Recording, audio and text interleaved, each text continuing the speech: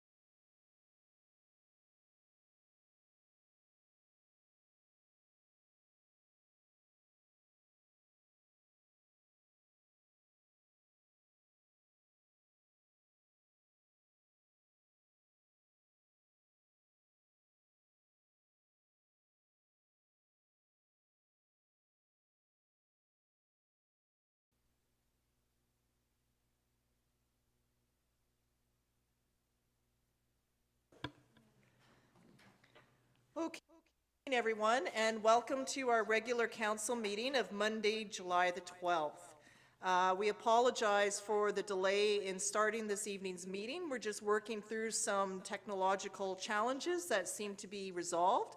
And please note that these technology improvements, while they delayed us a bit today, are meant to enhance the overall viewing quality of our meetings as we hope to be able to advance technology so that the viewing public has better opportunities to view the meeting. Thank you very much for bearing with us. I wish to begin with just a few announcements, and basically I'll get into those as we get to approval of the agenda. So I do wish to begin by acknowledging that we are meeting on the traditional territory of the Sauk Nation and for the ownership of these lands. Our first item up is Ministerial Order M192, that's item 5, and that is that Council is holding this meeting without members of the public in attendance under Ministerial Order M192, as Council chambers cannot safely accommodate the unknown number of public participants wishing to attend, and that Council is committed to ensuring openness, transparency, accessibility, and accountability through the submission of written comments and the provision of live and recorded broadcasts of the meeting. I'll look for a member of council to pass that resolution, moved by Councillor St. Pierre and seconded by Councillor. Any all in favor, please? And that's unanimous. Thank you. Next up is approval of tonight's agenda. So that would be the items as presented, as well as the inclusion of the new and supplementary agenda items. So I'll look for approval by Councillor Bateman, seconded by Councillor St. Pierre. All those in favor, please. As well. So just a few announcements that we have. I mentioned the IT upgrades and enhancements that are underway. I do wish to put out a congratulatory message to the under 14 girls fastball, pardon me, who brought home gold at the provincial championships. So congratulations to all of the players, coaches, their family and support. That's wonderful. Thank you so much. Secondly, just to acknowledge that it is our Deputy Mayor's birthday, Councillor St. Pierre's birthday tonight. So we send him a birthday message. Thank you for celebrating your birthday with us here in Chambers. And we won't sing because that'll be embarrassing and no one wants to hear me close. It's nice to hear everyone then see nonverbal agreement on that. So we'll move on then. Okay, so first up, item 7 is our public and statutory hearings. And we will begin with item 7.1, which is the development permit for 2182 Church Road. So I'll turn it over to staff to walk us through this presentation. All right, I'm going to figure out the sharing screen here now. Will it still work? I can run your car. Run it from there? Okay. Just need the remote at desktop.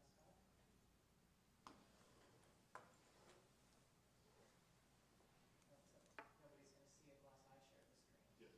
Well, no, you have to just open up the presentation and they'll see it. Oh.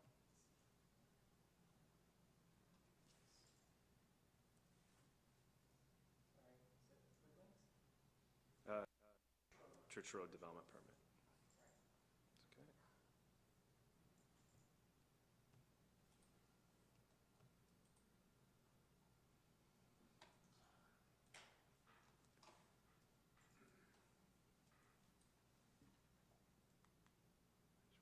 Perfect. All right.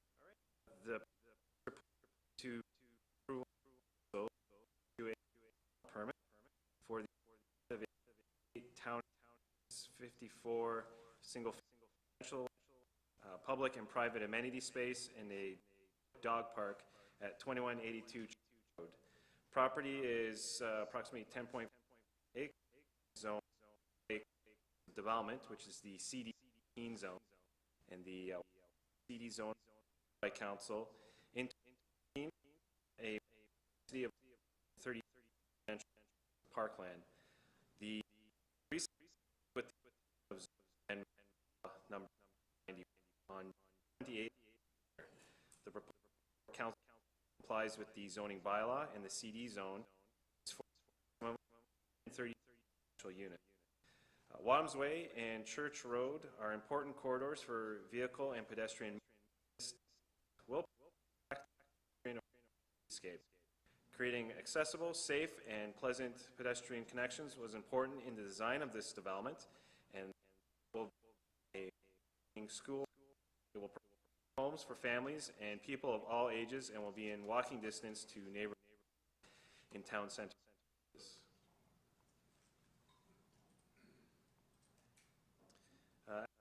On the screen is to provide land dedication for the church round 20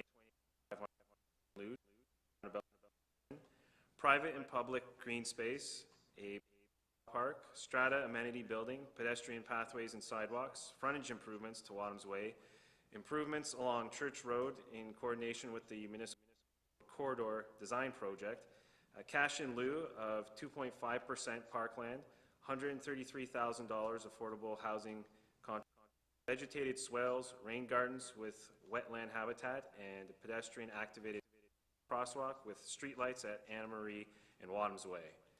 Wadhams Way frontage improvements include a 2.5 meter wide asphalt surface multi-use swale boulevard and street trees. Church Road improvements will include retention of the 3 meter trail, additional boulevard landscaping, additional trees.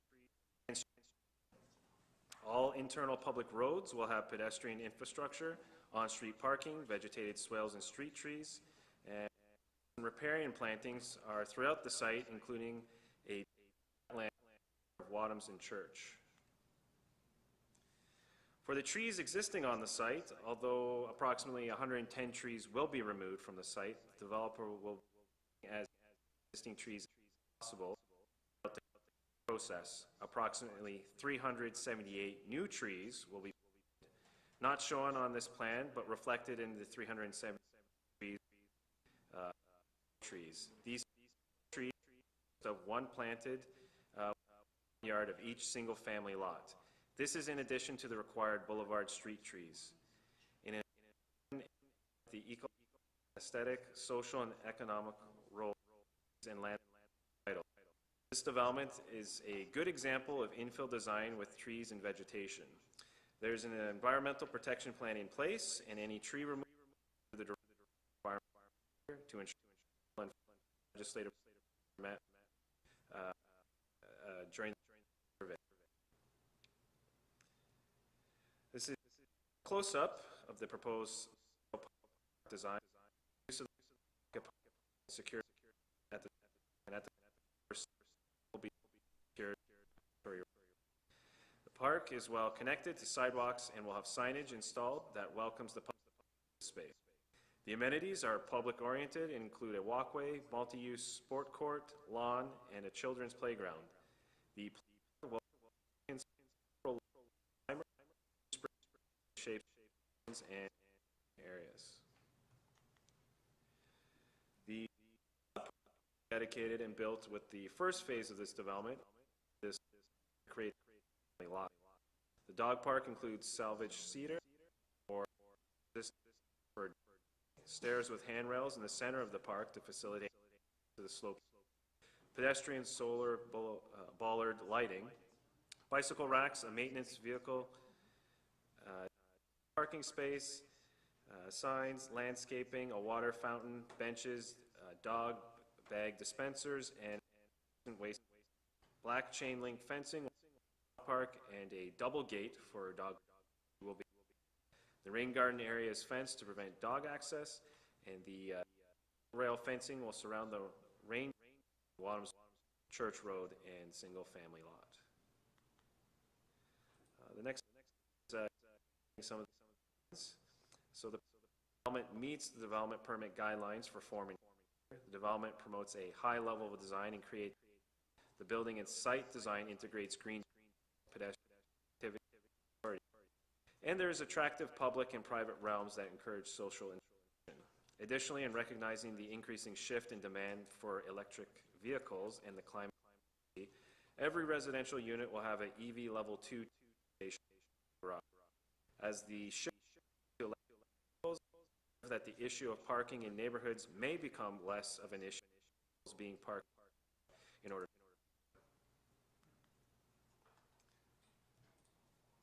As preparing areas assessment report and confirmed by staff at the Ministry of Finance and Resources in rural. The two ephemeral ditched water courses is existing here as ditches. Neither ditch provides fish habitat directly, but both ditches provide low on Throop Street. Department of Fisheries and Oceans have visited the site and reviewed the proposal. As per their letter of advice, are of the opinion that no harmful alteration, disruption, or fish habitat would occur as a result of the proposed redirection to non-ditch, provide that the mitigation measures listed are implemented, does not require authorization of fisheries or the species risk. In a action plan submitted by a qualified environmental professional, this plan will be implemented prior to the project commencing, and be during the process will be in the district. Planning recommends issuance of the development permit with the conditions listed. Permit for environmental protection. That concludes my presentation, and it is for the meeting. Thank you very much, Mr. Paulo. So, Council, what I'll be doing here is just see if there are any councillors that have questions. Then we'll turn to the public for any public input, and then we'll come back and look to discuss the resolution that has been provided. So, councillors, any questions regarding this? Councillor, yes, go ahead, please. Yeah, just one question. I notice on the pictures of all the street-facing that they all have stairs. Wonder if some level.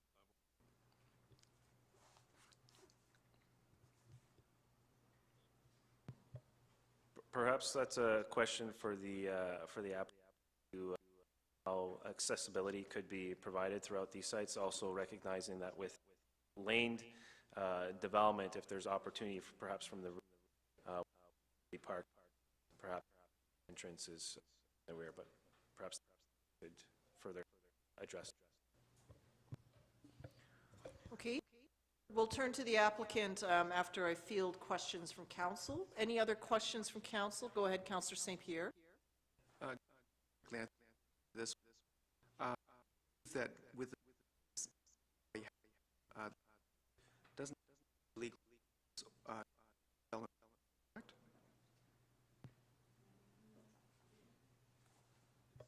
Sorry, there was a bit of feedback there. Correct. In terms of reviewing the form and character and the environmental components of this application, staff have determined that it meets all of those requirements. So at that point, the recommendation from staff to council would be to support it those permits. Thank you.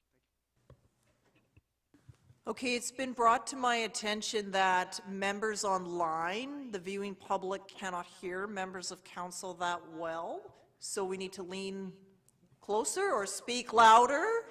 Lean closer. Yeah, we're just, that should eliminate the feedback that we're getting in the room. Lean closer, okay. Thank I don't want to move my mic too much in case I am, but, okay. That's good? Okay. Councillor Bateman, go ahead with your question, please. Yeah, I may have missed this in this remarkably thorough report, but lean closer and just telecommunications asked for how the structure of the projects. Asked about that. Okay, is there any other questions from members of council? Okay, so perhaps if I could invite the applicant to speak to us, if you could please answer the questions brought forward by council. That was to do with accessibility and the options of accessible entryway into the homes, and also any feedback on the business component, or, sorry, Councillor Bateman, the Telecommuting office. telecommuting office in the amenity building. Thanks for your questions, Councillor.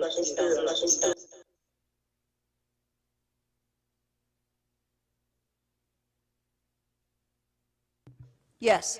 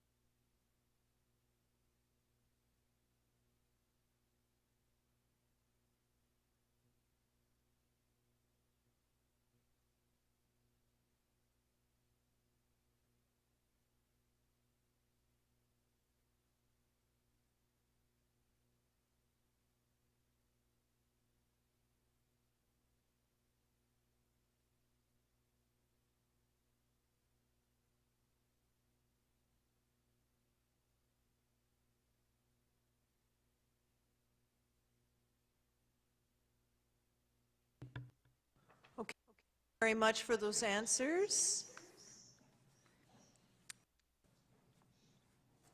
I'll now ask Ms. Mushada to introduce any members of the public that have input for this agenda item, please. Thank you, Your Worship. I did have one person register, but they unfortunately have not joined the meeting, and they haven't joined, so I don't think it's an issue connection. So I do not have anybody wishing to speak to this item. Okay, thank you. So I'll turn back to council here, and I'll read out the recommendation here, and that is that council authorize the issuance of development permit PLN 01433 for 2182 Church Road, a permit to allow for the development of 78 townhouse units, 54 single-family residential lots, public and private amenity space, and a public dog park. So that is the resolution before us. Councillor St. Pierre is moving it, and seconding by Councillor Lajeunesse. So speaking to the resolution, Councillor St. Pierre is the mover. Go ahead. As previously mentioned, I'm always sad when farmland, gets residents. Said that the density for this particular parcel was set in 2016. Staff and the developers for these is amazing. I'm tremendously impressed with things like cars at the back, escape.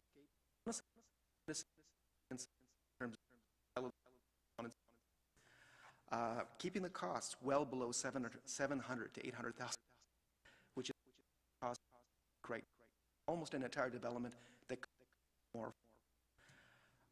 Make sure we have things like dog parks, including swales and really. I think this is hopefully what we at elements.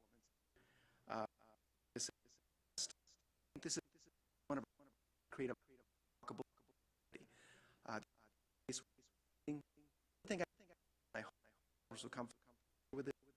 Council is higher density along major Wadham's Way with commercial on the first. And for one in this permit, that's full with them. Do even better for themselves and even better. Councillor Lajeunesse, comments? Nothing bad. I'm just that the Other comments from councillors? Go ahead, Councillor Beddoes. Yeah, I'm not as enamored with it as some of you are.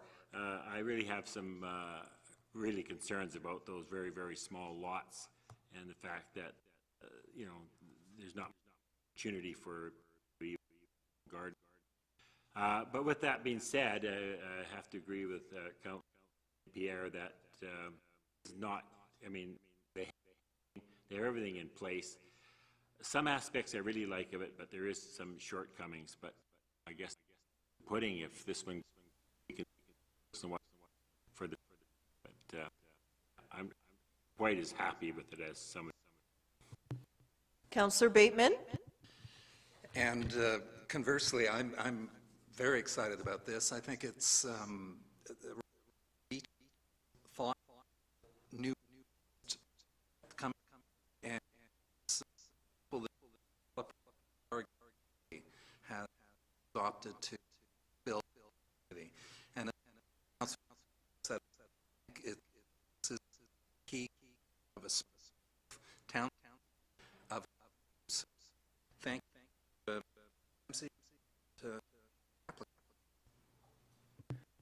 Okay, wrap it up that I am in support of the development permit, as I was with the zoning. I think it's thoughtful transition from the density that we hope to see in the town center as we move into more single-family areas. I like how the public will have access through the site for the dog park as well as the children's area and the trail connections that run through. The thoughtful consideration to both the wetlands, the streams, as well as the nesting birds within the property, and hoping that we do see more sort of active transportation in this area. It's walkable to the town center, to schools, and to transit. You're right on the route there, and maybe the garages would be great parking for e-bikes and other items, so forth. So very well done all around, and just look forward to the shovels in the ground. There is a high demand for the missing middle for housing and options that are not vehicle dependent and that are walkable to the town. So, great fit and use of the property all around. And the density had decreased significantly when the rezoning was brought forth some time ago. So off you go, and also for thoughtful consideration. So I will call the question on this now. See no other second speakers. Call the question. All in favor? And that's unanimous. Thank you, everyone. Okay, and thank you to the applicant for being present tonight. Next up, we'll move to item 8, report of the Chief Administrative Officer. Thank you, Worship. I do have a PowerPoint presentation that we'll bring up on the screen.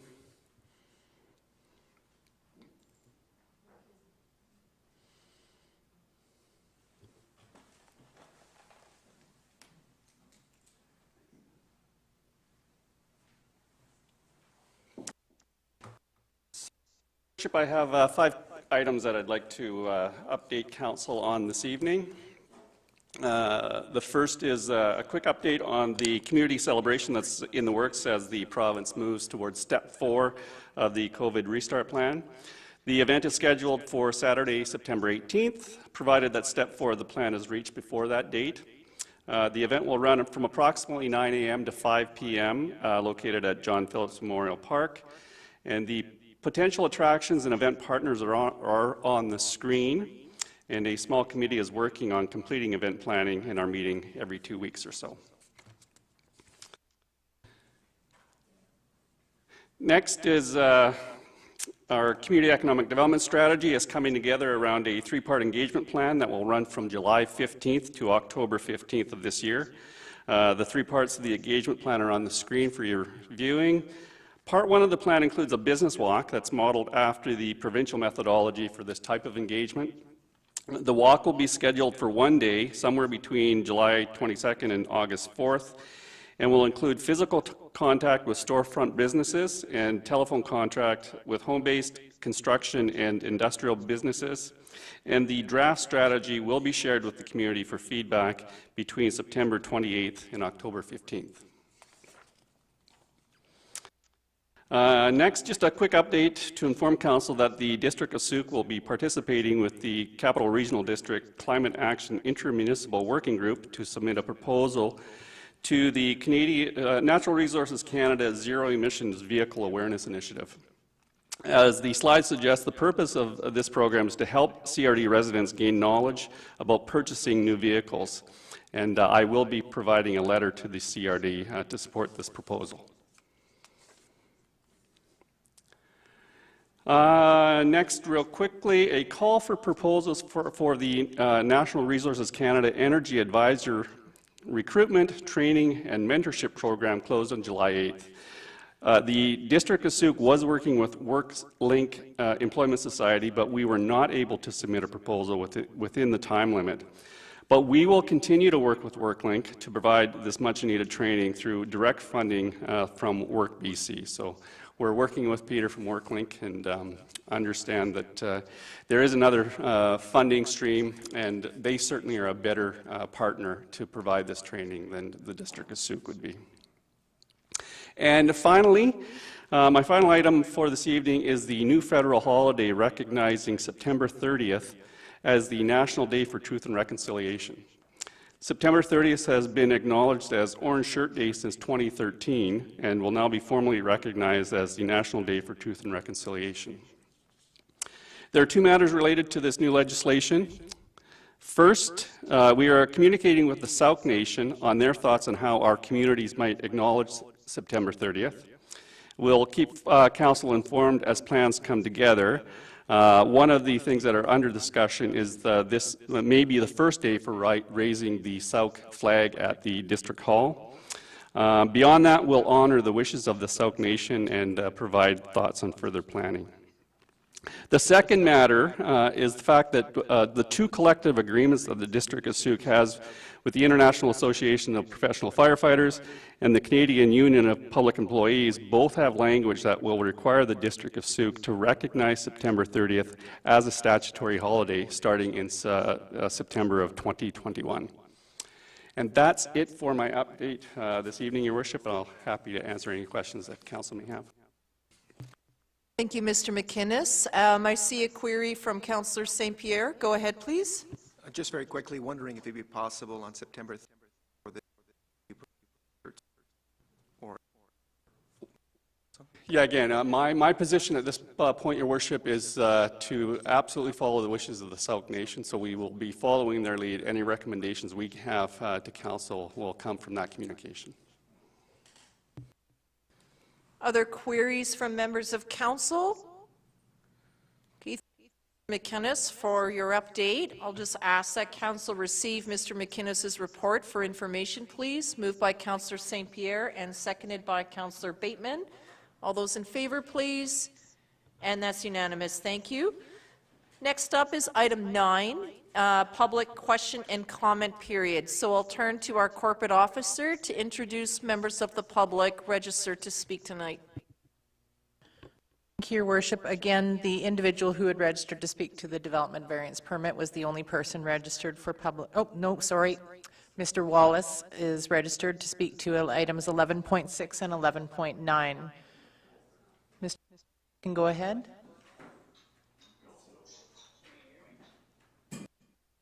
Just one moment, please. Yes, we can.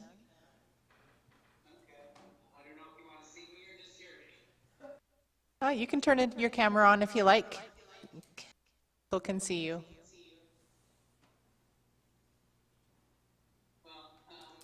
My name's William Wallace. I live on Warren Street in Soup. And I want to talk briefly about Soup's greenhouse gas emission in regard to really my grandson, who's turned me sort of into a climate activist. And so in that regard, I'll start off here.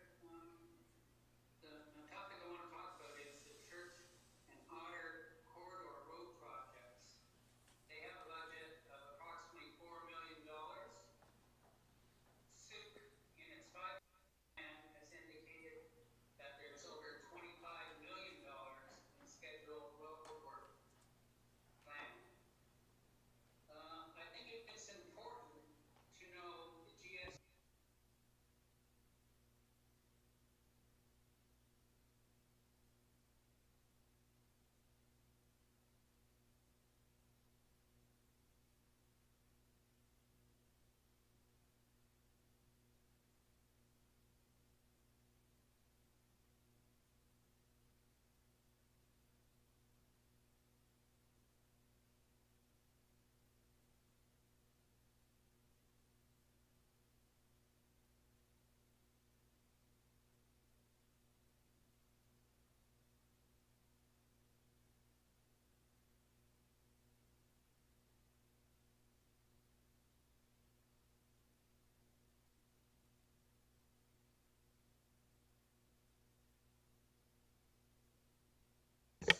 and result in more gas emissions. The point that I want to get to is SOUP is part of the richest 10% of the world. It has the means, it has the responsibility to do our reduce greenhouse gas and address emergency. But this goal of greenhouse gas reduction becomes as comprehensive as $1 million financial plan. And that's what I wanted to say. I just think that it's a large you have, and we should be addressing greenhouse gas in every that budget, and it's comprehensive as a financial plan. Thank you. You're doing a wonderful job. So, and looking at LCR in terms of construction. I just a little more applying teeth and reducing and meeting greenhouse gas. Thank you very much. Thank you very much, Mr. Wallace, for your comments. We really appreciate it, as well as your patience as we work through the technology. So thank you for joining with us, and I'm pleased to share that come September you'll be able to just be in person, and that might just make it all easier for everyone. Thank you. Ms. Machado, were there any other speakers for tonight's agenda? None that have joined the meeting, Your Worship. Okay, thank you, and thank you to the viewing public. So we'll move on to our next item, please, which is into item 10. And this is the consent agenda with just the one item of correspondence. So I'll check first to see if members of council wish to extract any correspondence item for individual discussion. Okay. On that note, then, I'll look for a mover of the consent agenda, please. So let's move receipt by Councillor St. Pierre and seconded by Councillor Beddoes. Any discussion on any of the items? Seeing none, all in favor, please. And that's unanimous. Thank you. So next up is section 11, which is our reports. And the first one up is 11.1, CEDC, the Community Economic Development Committee recommendation on membership. So I'll turn it to our staff, I believe. Is there just any comment, anything further about this? Nothing. Okay, so in this case, I just have a question, like, should this item pass, would it be up to the CEDC, or pardon me, the Climate Action Committee will determine who the appointment will be? Okay, because part of it is the scheduling to meet the meeting. Yes, that's part of the staff recommendation that has been put forward, that council direct the Climate Action Committee to present. Okay.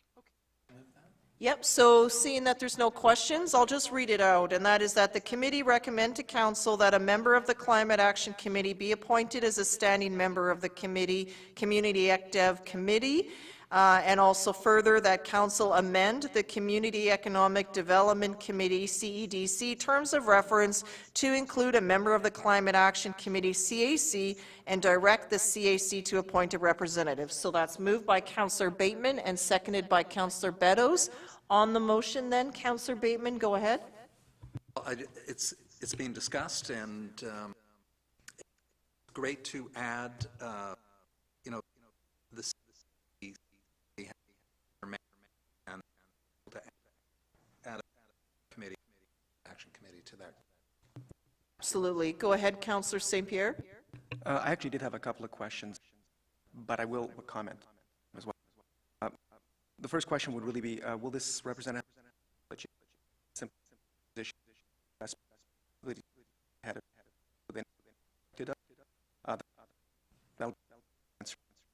but the other concern that I have is simply that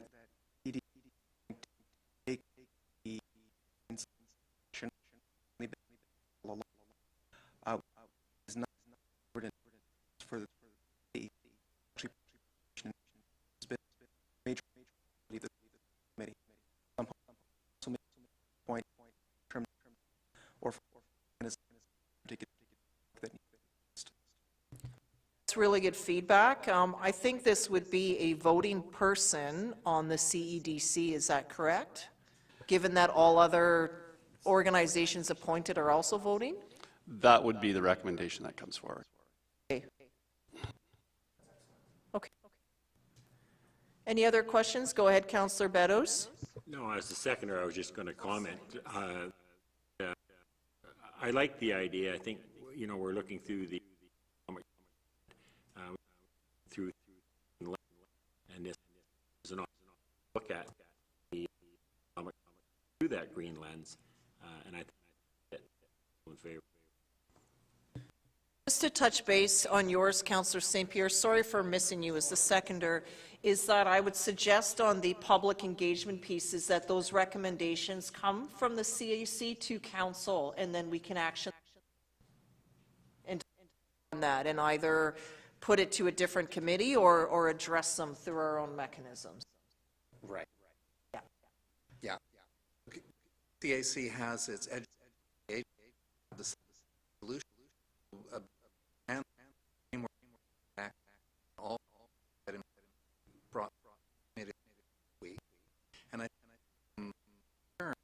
committee to do all dissent, perhaps fine, keep it for a bit into 2020 to continue that plan, and it'll Everyone, I'll call the question. All those in favor, please. And that's unanimous. Thank you. Okay, next up is 11.2, flag protocol amendments. And so this is just a follow-up from the meeting that we had about costs previously. I'll look for any questions, anything further to the report. Okay, so the recommendation is that council amend policy CO-004 flag protocol to include flying of the Sauk Nation flag and changing protocol associated with the addition of a 4th flagpole. So look for a mover by Councillor St. Pierre and seconded by Councillor Beddoes. Any comments from the mover? Seconder? Anyone? All right, all those in favor, please. And that's unanimous. Thank you. Moving on to 11.3 is our approving officer appointments. So this is a matter that does need to come to council. Any questions on this item? Can I read these all together? Do they have to be separate? No, they can be together, Your Worship. Okay, so that is then that council rescinds the appointment of Jeff Mitten as approving officer effective August 31st, 2021. That council appoint Dwayne Blewett as approving officer under Section 77 of the Land Title Act effective immediately, and that a copy of the council resolution authorizing the above be forwarded to the Land Title and Survey Authority for their records. Look for a mover by Councillor St. Pierre, seconded by Councillor Lajeunesse. Comments from the mover? Seconder? Anyone? No? All those, Councillor Bateman. I just want to thank Mr. Mitt for his service, because, you know, very gentle feel, and I know he's to be doing it. He's thank him. That's very well said, Councillor Bateman, and I too, on behalf of council, wish to express our thank you and our gratitude to Mr. Mitten for his service and for just being with us and throughout the summer. And I believe the crossover is excellent, because then it'll bring Mr. Blewett right up to speed and into action as we so need him to be. So thank you, everyone, for that work. So I'll call the question. All in favor, please. And that's unanimous. Thank you. Next up is 11.4, the alternate approval process for John Phillips Memorial Park. Your Worship, I have a conflict yes. of interest, so I will recuse. Okay, let the records note that Councillor Beddoes has declared a conflict and is leaving the room. And where will you be? Just. Okay, we'll find you downstairs. Thank you. Okay, I'll turn it to staff to walk us through the report, please. Thank you, Your Worship. Staff have been working with the Sauk Lions Club for some time now, and this arose out of their original property at 2008 Murray Road, and there is a tentative agreement in place for the district to purchase Murray Road. In exchange for the agreed-upon sales price, there would also be a proposed long-term lease of a portion of John Phillips Memorial Park to construct a multi-use facility that would contain a 300-person hall on the top floor, and the main floor would contain a daycare, concession, offices. As well, there would be associated parking and a proposed outdoor stage. As the property is dedicated parkland through subdivision, approval of the electors is required for the district to proceed with this opportunity. There's two ways to achieve that. One is through the assent voting, which is the old or the new term for the old referendum, and that would be essentially a full-on voting process, just like an election. There would be some cost savings because it's just the referendum. That is identified to be approximately $15,000. Alternatively, council can proceed with an alternative approval process, which is the submission of a elector response form in opposition to the district proceeding. For that to fail, 10% of eligible electors would need to submit an elector response form. There are the schedules laid out in the report. I can expand on that if you'd like me to. But in order to proceed with the alternative process, there are a number of items under the community charter that council must do. The first is to establish a deadline for receiving the elector responses, which must be at least 30 days after the day the second notice is published. Staff are proposing this to be 34 days, which would begin August 12th and run until September 15th. Council must also establish the elector response forms. There was a draft submitted in the original report, but Council received as part of the supplementary report the finalized version, which has now had legal review. There were very minor amendments made to it. The intent and content is still the same. Council must also make a fair determination of the total number of eligible electors that are eligible to submit an elector response form and what that 10% would comprise. Based on, also has to determine which of the electors the proposal affects. Staff have proposed that, as it's one of the district's main parks, that the alternative approval process would apply to all residents. Based on that assumption, corporate services have followed the same process that we use in determining the number of eligible voters for an election. That process and determination is attached to the report, but comes out to 11,238 eligible voters, meaning that 10% would be 1,123 responses that must be received in opposition. When staff report back on that, which will be very soon after the September 15th deadline, it's anticipated to be the next regular meeting, I think, on September 20th, so we'll have a very quick turnaround. Council has two options. They can either, so if it passes, Council can direct staff to proceed with the proposal, or if it fails, Council can either abandon the project or move forward with a formal assent vote. But that needs to occur within 80 days of September 15th, so there are some very, very tight timelines that we have to meet, and that assent vote would be held on December 4th if it were to proceed. And ask if Council has any questions. Okay, Ms. Mushada, just a question that I had was on communication. So should this pass tonight, do we expect a media release with information to go out, or how can we share that this process is now live? Yes, thank you, Your Worship. The district has already developed a web page that would be dedicated to providing information on this project, as well as we would do the required advertising and undertake some informational items to ensure that the public is well aware of the proposal. Okay, just a media release of some sort so that we can then, it'll help direct information. Okay. Councillor Bateman, go ahead, please. Yeah. Pardon. Lean in. Those materials that will go on the website, I trust that will include part support the creation of park. I'm including historical information.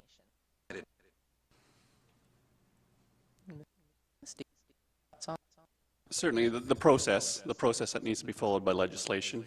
Any materials that we may get from the Lions. Right now, it would be nice to have some preliminary design work, but my understanding from the Lions Club is they need money from the proceeds of the Murray Road property in order to do design work for this. So they don't want to spend a significant amount of money if the AAP is not going to pass. So, but they will likely continue to inform the public of what amenities and what purposes the facility uses. But our part in this will really be around process and legislation. Just about that Murray Road Park, does the district have any particular use? Correct. So the intention would be to purchase that property from our Parks Reserve Fund. So that means that it would need to remain park in perpetuity if it is purchased from that park or from that fund. Right now, we're working, as Council knows, on the park that will be part of the public plaza on Lot A. That's the immediate design work that administration is involved in. We don't have any specific timing or plans for the Murray Road piece at this point, other than it'll remain green space. Councillor St. Pierre, go ahead. I was curious about the electoral, the electoral response form. Is one of the bits to get at least is to and use active part, which I believe was which, you know, I would the response form perhaps this to spend. It does. It does. Okay. It's on purpose.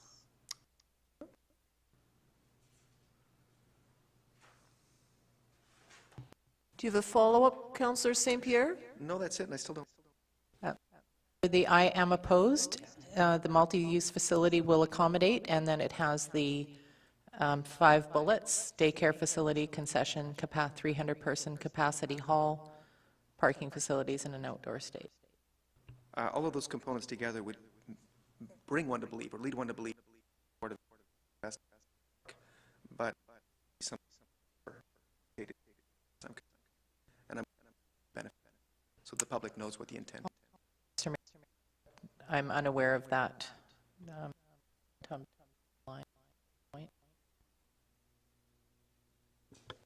Can you state the question again? Question more of a concern. I believe that in previous conversation with the support activities within the park, George, so on, park, and so on. Benefit, and I should, you know, but this the way you please by and from the community event. Well, I think the meeting space will be multi-purpose. There's a suggestion that it could host weddings, but it could host a variety of things. Obviously, the daycare is a much-needed facility in our community that I think would have support.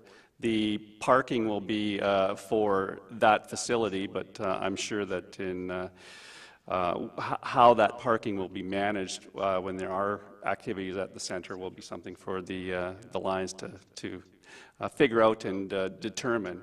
But the parking facility would be part of the lease, and the ownership and management of that parking facility would be with the leaseholder.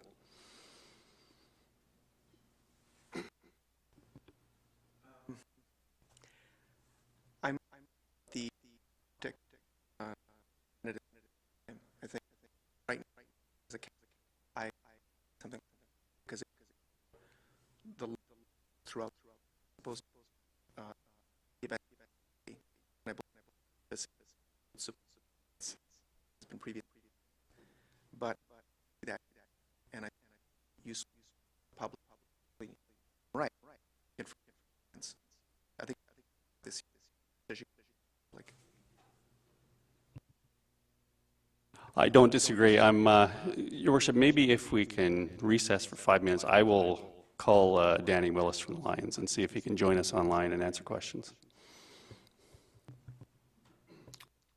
Would that be something that council would like to do? I mean, I'm fine with that. I just wanted to, within the documents provided by the Lions Club, add in here items like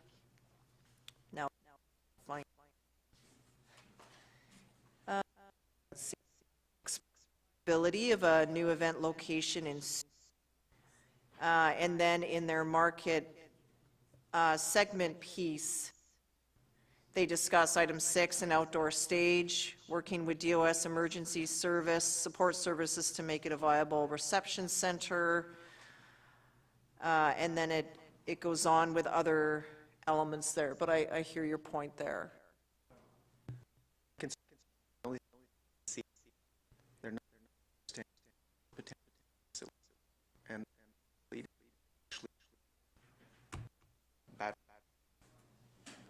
Yeah, no, that's a good point. So I'll suggest, just given the time, then that council, we take a short recess. We could all use the health break anyway, and we can just come back here at 8:25, and we'll see if a representative from the Lions is able to zoom in. Thank you.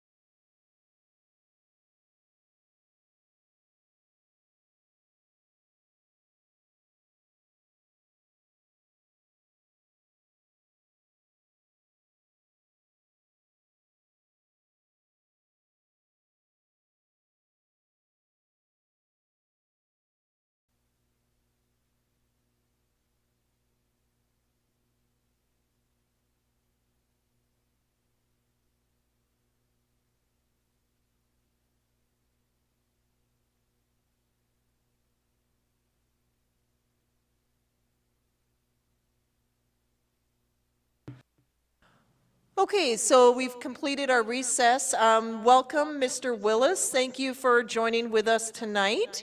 We are just deliberating over the alternate approval process, and councillors are raising good queries in regards to getting good information out to the public. that will hopefully help move this process along. So one of the questions raised by a member of council is sort of the intent of the project, and there's an understanding that part of the reason why this location was selected was so that the building could be used to stage out community events. And so part of this is included within the Lions proposal about an outdoor stage. But I'm wondering if you could talk a little bit or share a little bit about the vision that the Lions have with the project, and perhaps you could elaborate a bit more on that community element, please. Well, the Lions are very fluid in how this program is going ahead. We're not engraved in stone in any manner. From the beginning, we looked at different options of what's best for the community and tried to adapt as we went to different things. As council knows, we were looking at Lot A at one point, but then it came to be a place that we could hold for the whole, as we were doing coming up in September, and that we need a hall for those events. So that was a place for the hall. So that's to looking at this property and John Phillips Park, have a center that would be useful for the community, but would also age on it the plan comes to full fruition, and then that would be an anchor point for any events. That's the location we're looking at, is next to the green area that's already there, and then focus on that so that would be a place for the people to gather. Councillor St. Pierre, does that answer your query? Yes, it does. Thank you. And just further some comments back, Mr. Willis, we talked a bit about communications and public outreach, so maybe a suggestion also is for, I'm assuming this resolution will pass, that you may want to put together your own media release as well, and let us know who the best contacts would be so that we can all get good information out to the public, because I imagine your clubs will be approached as well by media or other interested parties on this project. Media campaign, and all are going to social as well. This meeting over direct tonight, and then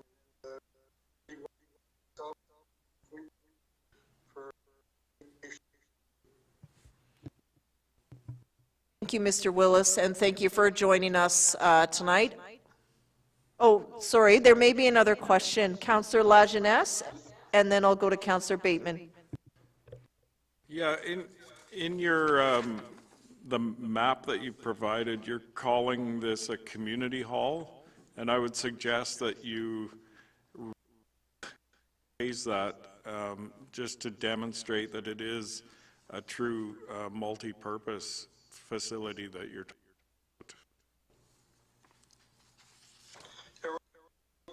about. Yeah, just on the in our agenda package, you're calling it a community hall, and we already have one.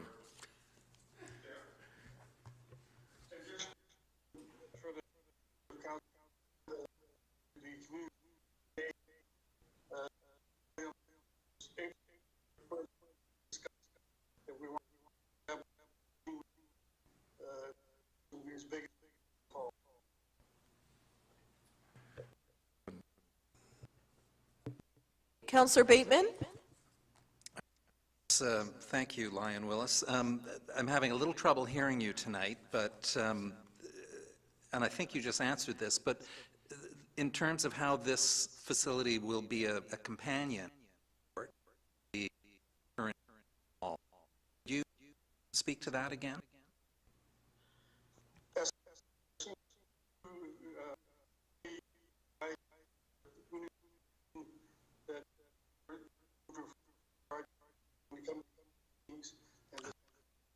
We've had a relationship with them. We don't want to do that.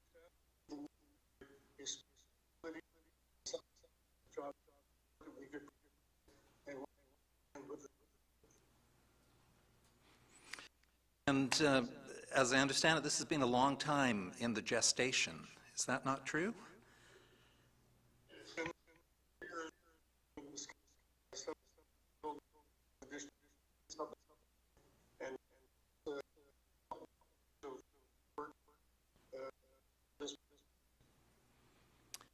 And the 56th year of the Lions in Souk, I believe. And clear, the 300-person capacity hall, your reception center, I know you're thinking of weddings and family parties, convention space as well. Any other use?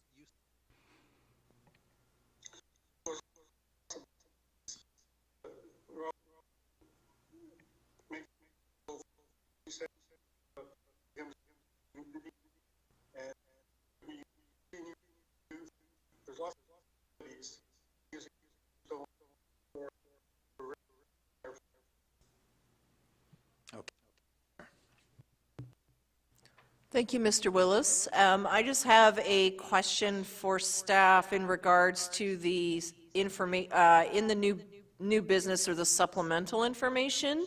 There was a letter received from a member of the public. Is someone able to reply back and include the form?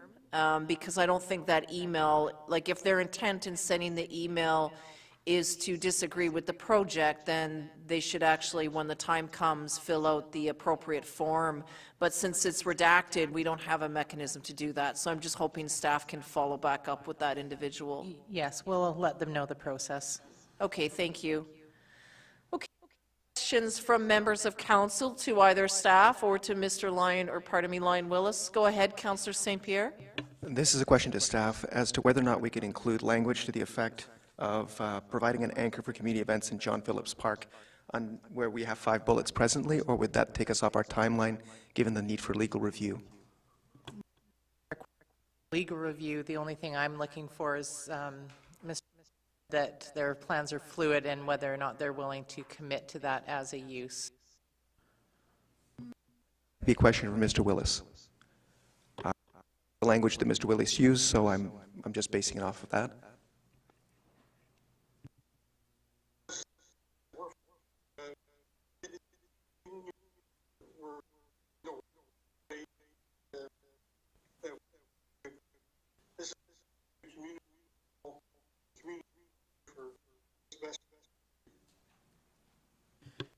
Mr. Willis, it's Carolyn Machada speaking. I think what Councillor St. Pierre is looking for is for the, I don't know if you've had an opportunity to review the elector response form that was included in the agenda package today, but the package says that the purpose of the facility is to house a daycare, the 300-person hall, associated parking, a stage, and a concession. And Councillor St. Pierre would also like that intent to include, to facilitate community events and festivals, things like that. So would you be okay with us including that? Is that something that you're, I guess, somewhat committed to?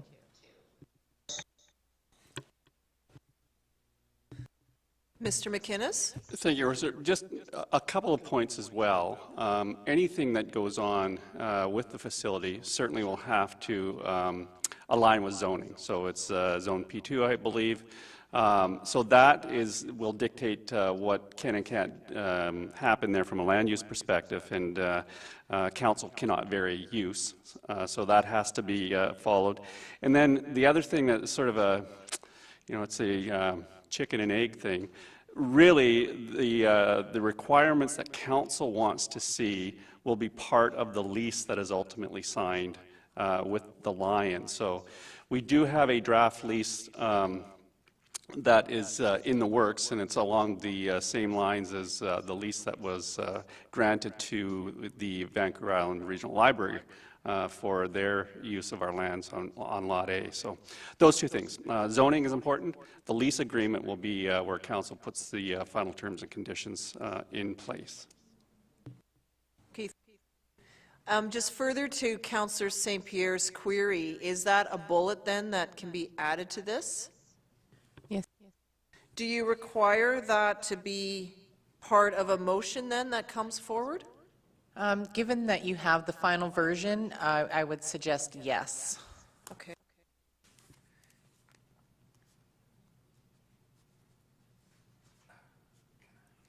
Go ahead, Councillor. Yeah, I'd also like to see a bullet stating Emergency Reception Center.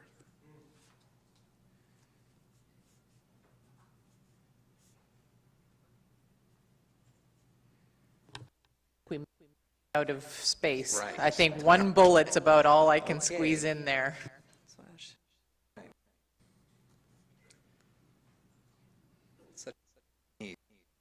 So the other question, Ms. Mushata, is there's 5 and now a 6th point.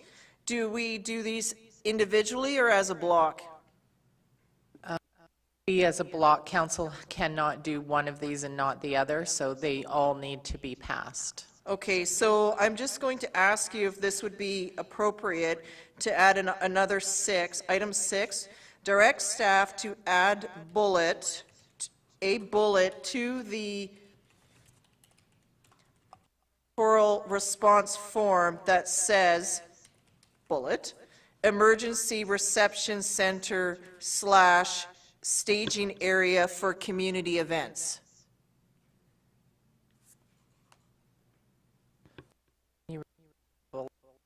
Direct staff to add an additional bullet to the electoral response form that states, and then actually what you could do is take an outdoor stage / hosting venue for community events. Outdoor stages. Yep, outdoor stage / anchor for community events, because that bullet's already there. And then another bullet that says emergency reception center. And then that's only one bullet. A new bullet. Oh, as it's being typed out right in front of me. Let's just not spend time on the bullets.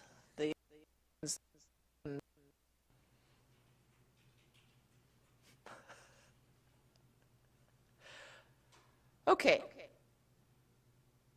Direct staff to amend 1.8 bullet. Excellent. Here we go. Now that we've exhausted all questions, the motion is that council, 1, direct staff to carry out an alternative approval process to obtain electoral approval to proceed with a long-term lease for a portion of John Phillips Memorial Park pursuant to sections 84 and 86 of the Community Charter. 2, establish the deadline for receiving electoral responses as 4 p.m. on September 15, 2021. That's 34 days. 3, establish electoral response form as the single electoral response form. 4, determine that the number of electors of the District of Sault to which the approval process applies is 11,238. And 5, direct staff to report the results of the alternative approval process to council. And 6, direct staff to amend one bullet to state outdoor community / outdoor community events and add a new bullet, emergency response center. Okay, so look for a mover, please. Moved by Councillor St. Pierre and seconded by Councillor Lajeunesse. So on the motion, go ahead, please, Councillor St. Pierre. Further, Councillor Lajeunesse. Nothing here either. Councillor Bateman. Yeah, I think this is, it's an interesting decision, this alternative approval versus, and this a situation coming to without the will of the community was that John Phillips Park Committee, chaired by Neil Flynn. And it was after the golf course came into district. Beautiful place. So I feel had with the process. It does allow those who have to by what it was more to the but you know speaking I'm with Okay, thank you, Councillor Bateman, and I'll add that I agree with what you've just said there, and also add that the Parks and Trails Master Plan that was adopted through community review in 2009, 2010, also referred to John Phillips Memorial as an active park, and so that park plan, while it does go back to 2006, remained current, and then through the newly adopted Parks and Trails Plan that was adopted last year, it again refreshes the intent of those decisions. Since then, we've done some improvements within the park that's adding in the washroom facilities, the trails, and we've also been staging events. We had our picnic event as well as the country market. So while we may not have developed the park to the park vision as was once brought forward many years ago, it's remained current in that way. Further to that, councils over the years have always known that there is a need for more community space. So there was the whole Getting It Built report that was brought forward by nonprofit groups, the cultural plans that have been brought forward, and even ongoing discussions about the high demands on the community hall. We do have a community hall, and it was designed and built at a time when before we incorporated, and our community has grown significantly, and what we hear continually is a need for space. One problem that was solved for some time was when the Prestige was built, there was the agreement where there was the nonprofit use for space for 5 years or so. That has since expired, and that intent there was to give time to get more space available for the public and our growing needs here. So since that is no longer available and the Prestige is booked solid, it seems, with other events and small receptions and conferences and the like, it leaves our growing community without the space that it needs. So I'm excited about this. I'm glad. I think it's actually been since about 2009 or so that the Lions have been approaching the district with their dream of a clubhouse, and also to have a place to advance the service work that they do within our community. They are growing service clubs with new members taking on new projects. As we know, everything from Canada Day to the Santa Parade and many different events in between, including our celebration, come online. So a very active groups in our community, and I expect to be so in another 50 years into the future. So it's great to see this coming together.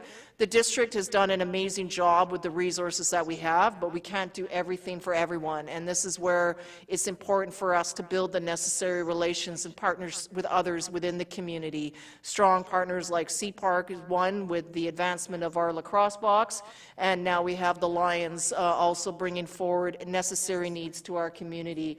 It would be wonderful to have the Emergency Operations Center, something that's current and built to code that can meet those demands and provide respite to residents, as well as the other celebrations, meetings, and so forth, the need of space, both indoors and out. So I'm excited about this, and we'll see how the discussions go over the summer. So on that note, Ms. Machetta, we're on a resolution here. Yeah, but I'm wondering if Emergency Response Center is correct, or was it intended to be an reception center? So this is where we're in a state of emergency and we need to get our residents into a safe place because all of that's contingent on where an event were to occur. Okay, all right. I will then call the question. All those in favor, please. And that's unanimous. Thank you, Mr. Willis. We look forward to hearing the Lions roar over the summer. And on that note, if we could please return Councillor Beddoes to the room.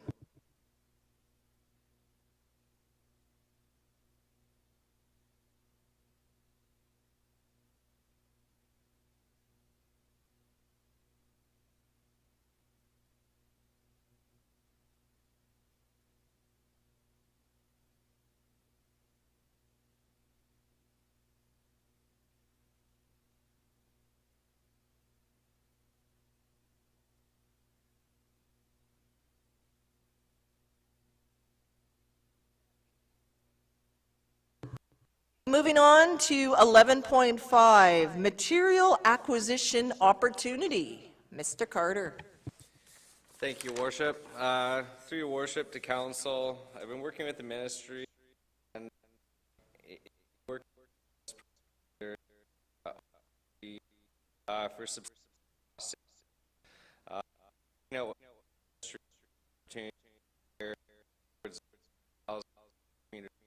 material and which you for out all the need the with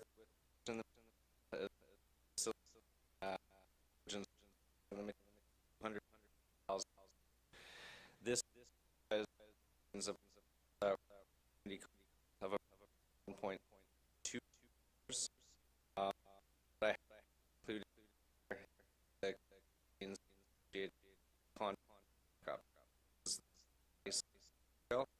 we mark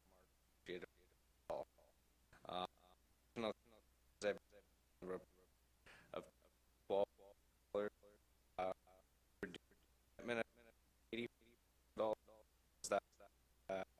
the opportunity to one of count 2020.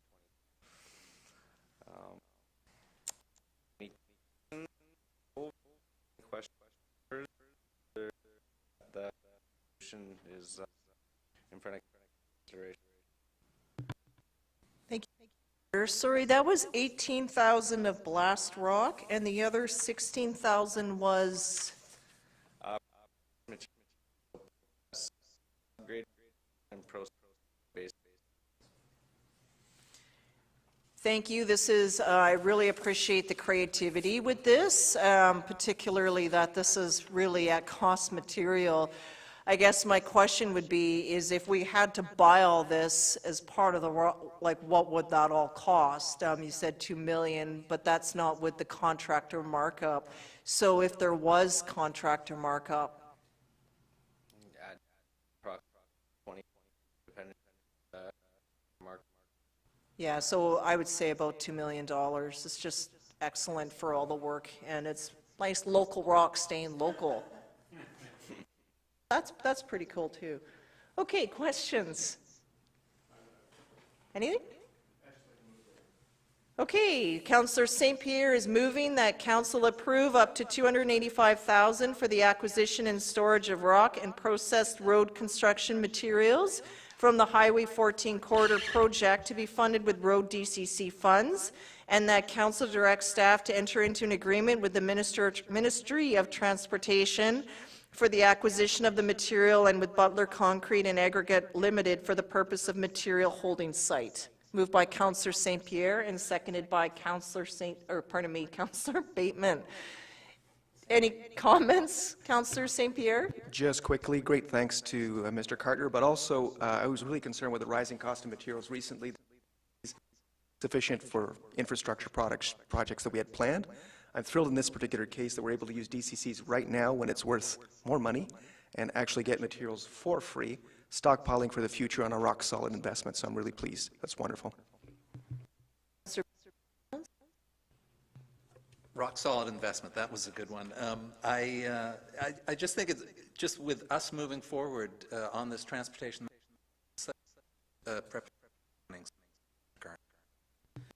Comments from councillors? Go ahead, Councillor Beddoes. Yeah, I just wanted to say what a great job of staff in suggested community time, and it's going to good. Go ahead, Councillor Lajeunesse. Yeah, no, I just want to say thanks for all the work that you put in and making this happen. Excellent.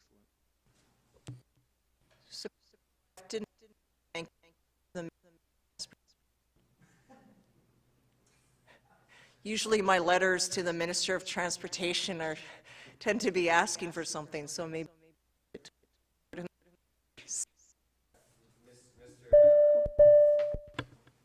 Sorry.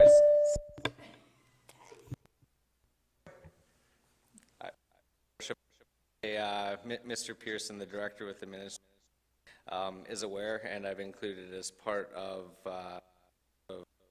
benefit gains and 300 contribution toward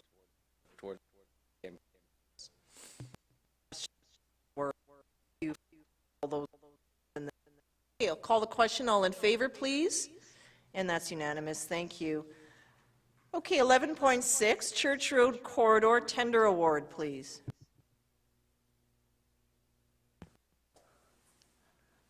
Thank you, Your Worship. I'm told I have to speak a little bit louder, so. The report in front of you tonight is for the award of the consideration of the award of the Church Road Corridor project. That would be to the low bidder for $185,409.91. Competitive bids received through the course of this procurement, and the recommendation is for consideration to council tonight. Additional costs on top of the award amount are looking at including contract administration costs as well as project contingency.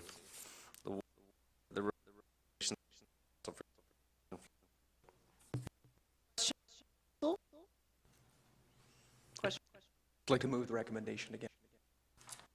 Okay. There's no questions then. That Councillor St. Pierre is moving that council approve the award of Church Road Corridor Project to Hazelwood Construction Services for $1,385,409.91, excluding GST, for a total anticipated project cost of $1,840,000, inclusive of final design, construction contingency, engineering, field services, contract administration, and project management. And that council directs staff to extend contract administration and engineering services for the Church Road Corridor project to McElhaney as the design consultant for this project. Moved by Councillor St. Pierre, seconded by Councillor Lajeunesse. Any further comments? I'll just note that I do appreciate the sentiments raised by our guest, Mr. Wallace, earlier today. However, Church Road, when one car is in the turn lane to turn right, it's too narrow for any other cars to also enter that turn lane. So you have a long back up of traffic of idling vehicles. It's also not safe right now for cyclists to squeeze between those vehicles. So we're not encouraging active transportation with the way that the roads are currently designed. In order to get there, to make that shift, the road network has to be safer. So when you're talking, even myself, why don't I cycle? I don't feel safe on the roads. It's a valid statement. So we can make the roads safer for all movements, but we have to actually do that necessary work. So I know that there will be a carbon impact for this, but I think the offset is a transition of less idling and more active use, because the roads will actually be safer for that to happen. Councillor St. Pierre? I'd just like to follow up on your comments, because I did forget, sadly, about Mr. Wallace's comments. And I'd hoped that Mr. Carter could actually make a few comments of his own, because many of the projects, if not all of the projects that are being brought forward, have an active transportation major component. Not small, but it's actually the major thrust of the work being done. And I think that what you've pointed out is so important that it needs to be repeated and maybe confirmed. Yeah, thank you, through your worship, to Councillor St. Pierre. The paving, greenhouse gas emissions associated with paving, as Councillor St. Pierre stated, the main purpose of a lot of the TMP corridors is not only to address the traffic concerns, but it's to include active transportation in the which will ultimately reduce greenhouse gas emissions. And through any applications we make for any potential funding on projects, we do greenhouse gases that are in alignment with these. Thank you. Mr. McInnes? Just one other thing, if I could, Your Worship, as well. You know, we talked earlier today about the Natural Resources Canada Zero Emission Vehicle Awareness Initiative. More and more, you'll see transition from internal combustion engines to other types of modalities and transportation, which will really help us to reduce our GHG emissions. So that's coming as well. But this particular, most of what we've talked about tonight in the major projects is to keep local traffic off of Highway 14. And that's our responsibility. Transportation's responsibility is to keep traffic moving through our community on the highway. Our responsibility is to make our local network work with the highway. Okay, the motion's been, did you? Exactly what Mr. the outset there about, you know, the ways will shift into fossil fuels, be the lead for, and I know you've been, but we're, yeah. Call the question then. All in favor, please. And that's unanimous. Thank you. Next up is 11.7, the official community plan project timeline update.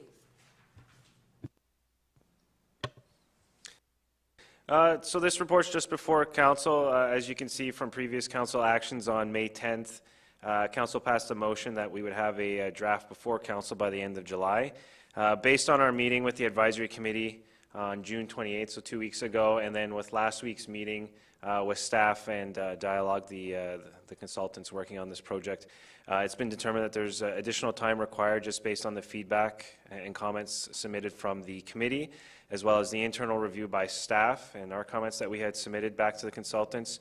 They're going to require some more time to provide those revisions, and so looking at the timeline, at this point, we won't be in a position to bring back a draft for council to take a look at for that July date based on that motion. And so this is just to provide an update that we would be targeting probably the end of August, beginning of September as that date, and then to just go directly into a full engagement session, which we'll use the month of August to develop further and forego that soft launch that we were proposing at the beginning of August, and just go directly into a fall engagement session. Originally anticipated, it was just losing that 1 month. Okay, questions from any councillors? Okay, the motion is then that, or the recommendation is that council accept this report for information. Moved by Councillor St. Pierre and seconded by Councillor Lajeunesse. Any comments? See none, all in favor? That's unanimous, thank you. Moving on to 11.8. Hydro servicing for the WorkLink development site.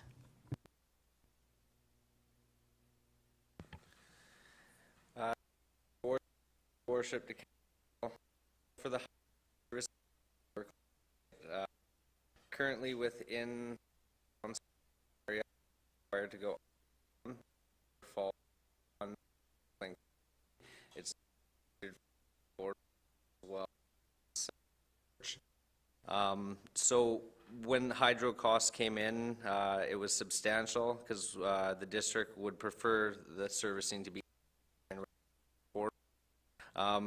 This report is in front of council for consideration to use the cash and lieu monies provide link development to offset the underground costs and substantial costs as services to ground.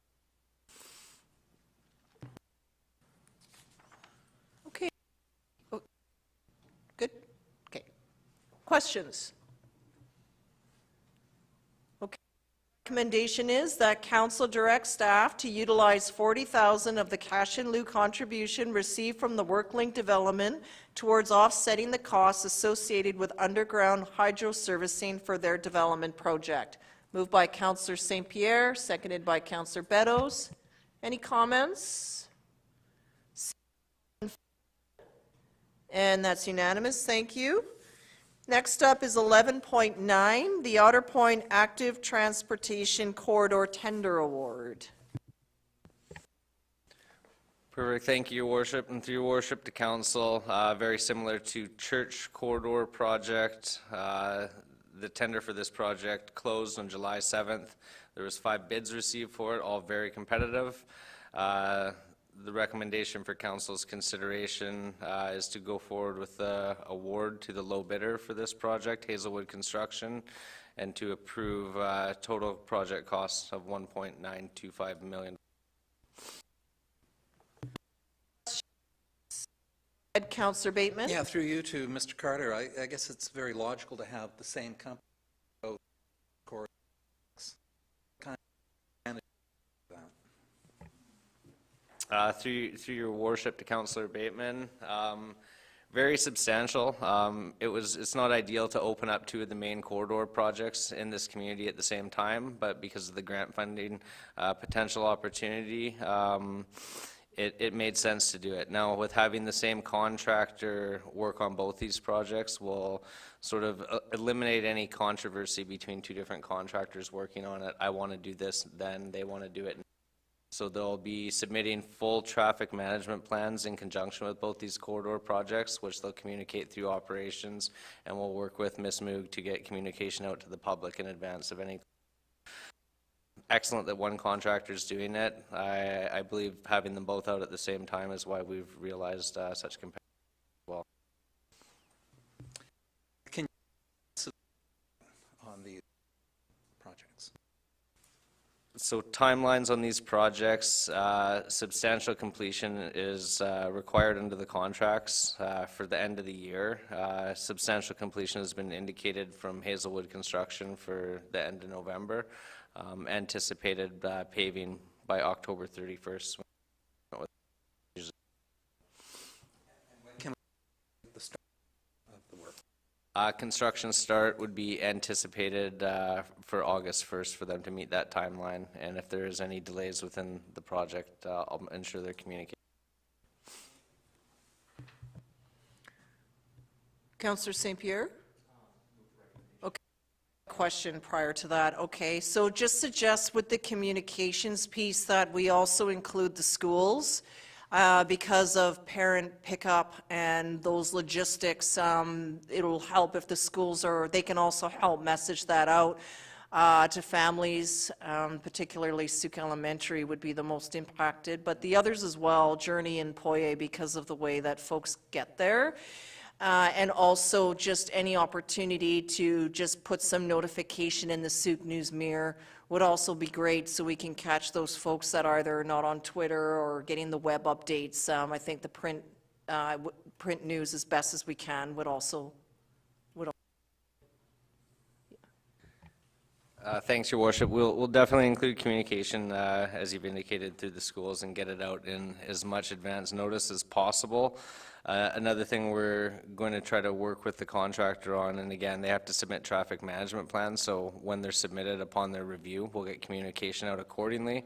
We're going to try and open up the right in, right out on the intersection of Charters and Highway 14, where the intersection's planned for.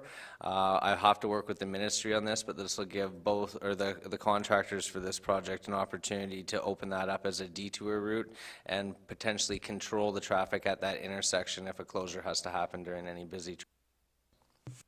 They will need a flagger there because, you know, turning right now, the visibility is really hard. So certainly if you were to turn left, there's a lot of traffic coming in and out of those schools, but it would be great because that would be a big difference to the three schools for sure to come out that way. Maybe I'll hold off on the thank you card till we know on board. I'm kidding. The motion, okay, is now we've exhausted, so the recommendation is that council approve, contingent upon a successful COVID-19 resilience infrastructure stream grant, the award of Otter Point Road Active Transportation Improvement Project to Hazelwood Construction Services, Inc. for $1,525,022.27, excluding GST, for a total anticipated project cost of $1,925,000, inclusive of final design, construction contingency, engineering field services, contract administration, and project management. That council directs staff to extend contract administration and engineering services for the Otter Point Road Active Transportation Corridor Project to On Point Consulting as the design consultant for this project, and that council directs staff to amend the 2021 financial plan accordingly. So that's moved by Councillor St. Pierre and seconded by Councillor Lajeunesse. On the motion, any comment, Councillor? No? Councillor? No? Other councilors? We're going, though, we may need to redo that transportation plan in 5 years instead of 10. Okay, all those in favor, please? And that's unanimous, thank you. Okay, so moving along to 11.10, grant opportunities. Over to staff, please. Thank you, Worship. Through your Worship to Council. So they've opened up 4 grant opportunities. 3 of them have very quick turnaround times for July 23rd and July 30th. So report is in front of Council for consideration tonight. One $500,000 opportunity for active transportation to go towards church project. And then there are 2 active transportation provincial grants, both applications for $500,000. One to go against the existing Church Road Corridor project, and one to go against the Church Roundabout project, which would be considered for council in the 2022 budget process. Third grant opportunity is through federal or FCM. It's for an non-active transportation, a asset management grant. Working with consultants on this, this would be a project that would be realized in 2022 to get the asset management program finalized by the summer of 2022. With these grant opportunities, no financial commitments in 2021, as the projects that they're being applied to are already budgeted for, so our commitments are already accounted for. For the $500,000 that would go towards potentially funding the roundabout on Church, would have a $150,000 commitment towards it, but would be budgeted accordingly if council wishes that. In a commitment of $12,500 would be required for the active transportation grant, and again, we would not active transportation asset management, and we'd anticipate notification of success of this in early 2022. Recommendations are there with resolutions for council's consideration. Thank you, Mr.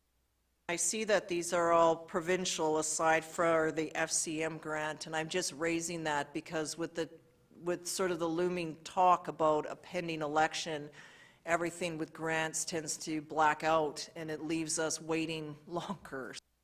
These more of an observation. From anyone? Okay. I'll move this recommendation. And please read it out. Oh, okay. I need a break. Oy. Walked into that one, didn't you? Okay. The recommendation that council direct staff to submit an application for grant funding to Western Economic Diversification Canada Community Revitalization Fund for $500,000 towards the approved 2021 Church Road Corridor Improvements and Active Transportation Project, and that council supports this project and commits to its share of the project, as well as any cost overruns for the shovel-ready project, with an anticipated substantial completion date of November 2020. That council direct staff to submit an application for grant funding to British Columbia Active Transportation Grant Program for up to $500,000 towards the approved 2021 Church Road Corridor Improvements and Active Transportation, and that council supports this project and commits to its share of the project, as well as any cost overruns for this shovel-ready project, with anticipated substantial completion date of November 2020. Now,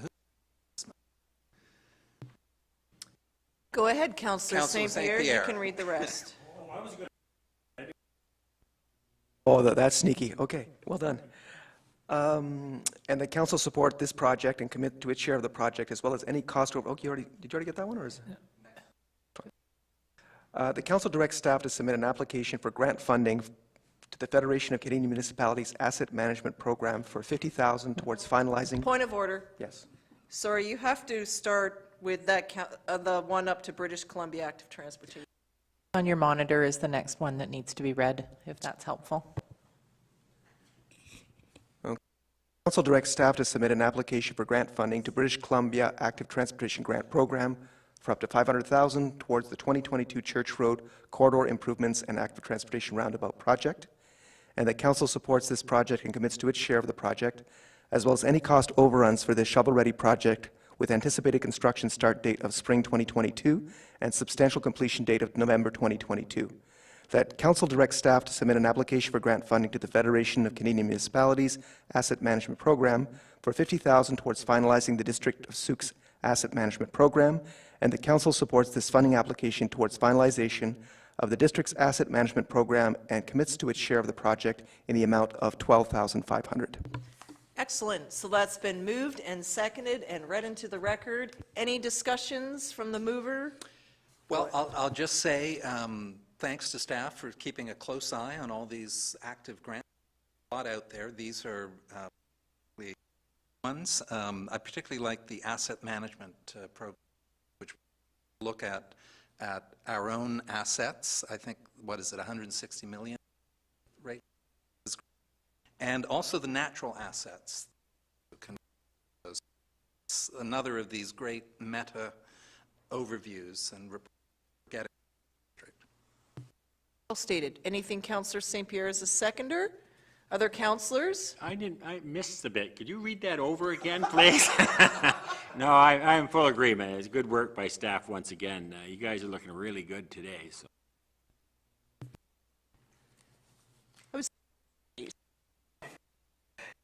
I will call the question. All those in favor, please? And that's unanimous. That's great. Keep us posted on how that goes, and if we need to advocate, we will. Okay, Section 12 is bylaws. So first up is 12.1, Business License Bylaw Number 778-2021 is here for adoption. So the motion is that the recommendation that council adopt the bylaw cited as Business License Bylaw Number 778-2021. Lajeunesse, seconded by Councillor Bateman. There is just a question about this, about the fees. And so when we deliberated over all businesses and all farms and stands having business licenses, we had some discussion about addressing, there was concern of the financial impact, that we can address that through fees and charges bylaw. So will that come later for council discussion, or where does that come? It's the next bylaw up for adoption. How about that? Okay, thank you. Any questions, comment? Okay, Councillor St. Pierre. I continue to have some concerns over the change. I did note was that unaltered farm products are now to need a which even a lot. Having said that, I'm hoping that in the future we can do things that are and use the business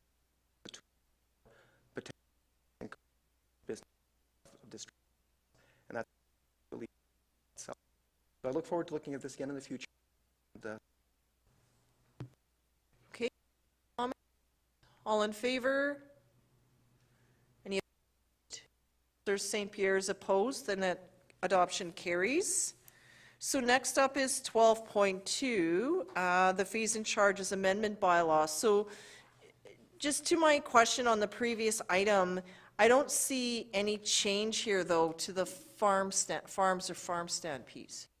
No, based on council's direction, it was that all home-based businesses be $50. That is what council's direction was, so there was no amendment needed to the fees and charges bylaw.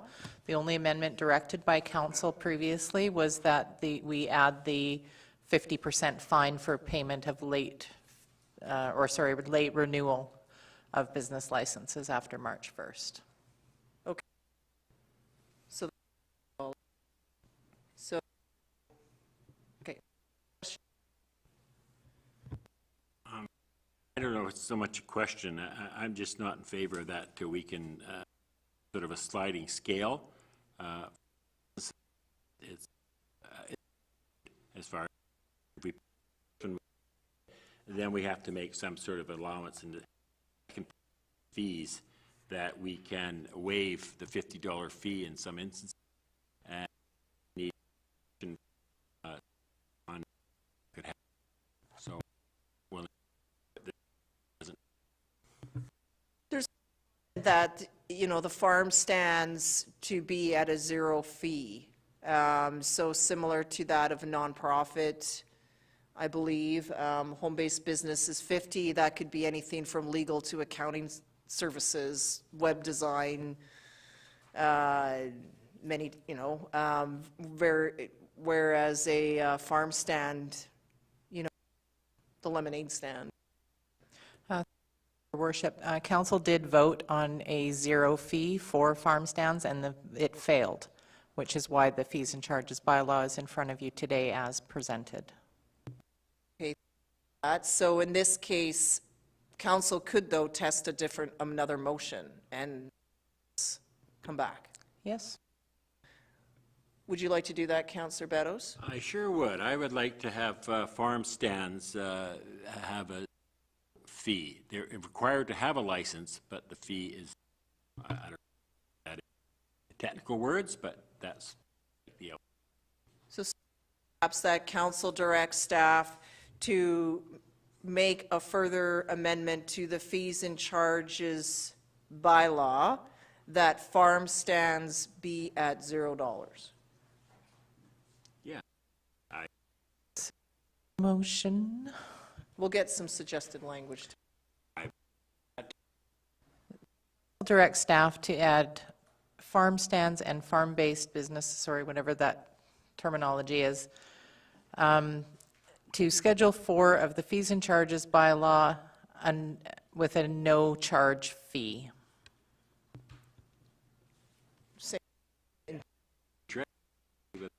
I have a seconder for that motion, seconded by Councillor Lajeunesse. Okay, on the motion, go ahead.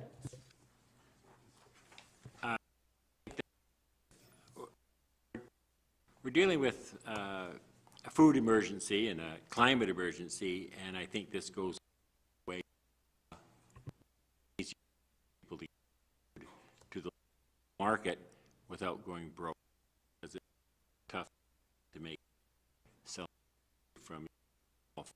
So, Okay, Ms. Machetta? Sorry, I just wanted to say that if that's council's intention, sorry, we need to rescind third reading first, and then motion we just did as third reading as amended. Okay, so let's, can I table the motion? So do I need can I do that as chair? Do I have that privilege to table? No.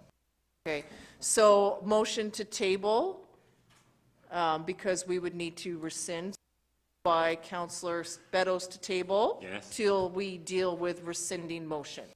Correct. And by Councillor St. I suppose I could have just done it and then be challenged. So I'll call the question. All those in favor, please? Okay. So now council is hearing what is on the floor up to debate, so we could spend some time in this depending on the outcome of that, because then we're rescinding, we could actually, but we'll not go down that rabbit hole just yet. Okay, so I'll put forward a motion then that council rescind third reading. Moved by Councillor St. Pierre and seconded by Councillor Bateman. So we're all clear on what we're doing here. All those in favor? And that's unanimous, thank you. So now I'm going to put the motion that was tabled back in front of us. So this is the no fee to the farm stands and the farm as in the documents. Okay, so speaking on this, you've spoken. I've spoken. I'm I'll okay. move to the seconder, who was Councillor Lajeunesse. Food security is obviously a big issue. It comes up in all of our committee work, and I think not often involved in food. We have small farms operating this fair.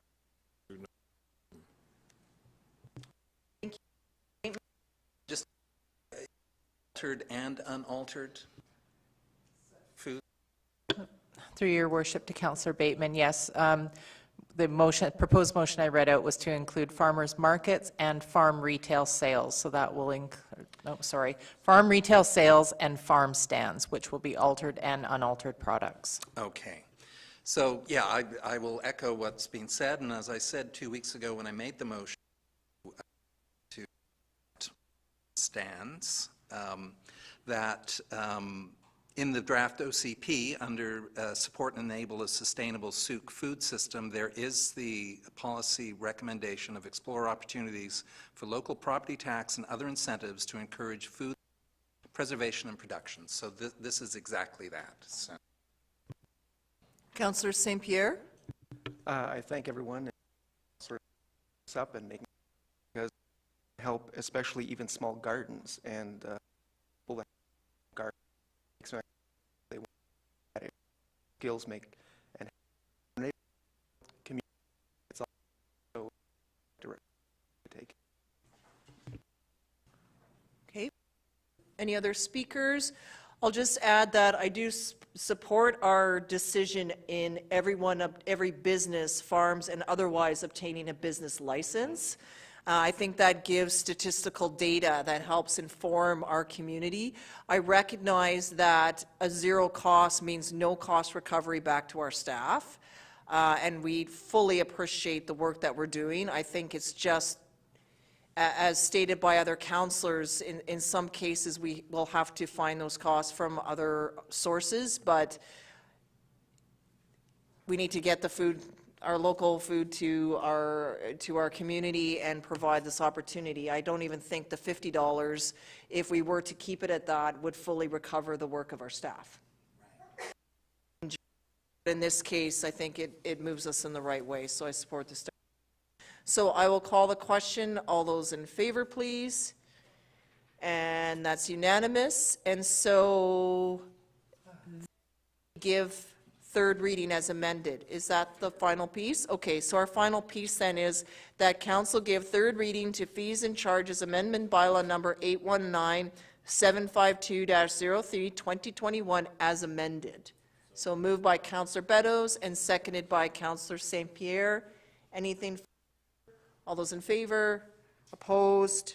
That's carried unanimously. So this will come back one more time for adoption. And then that'll be that. The fees and charges, just the fees and charges. And we're actually on time for that, right? Good, okay. All right.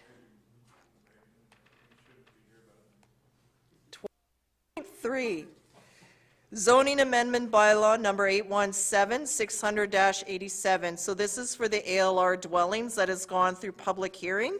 So I'll go straight to the recommendation, and that is that council adopt the bylaw cited as zoning amendment bylaw number 817-600-87 2021.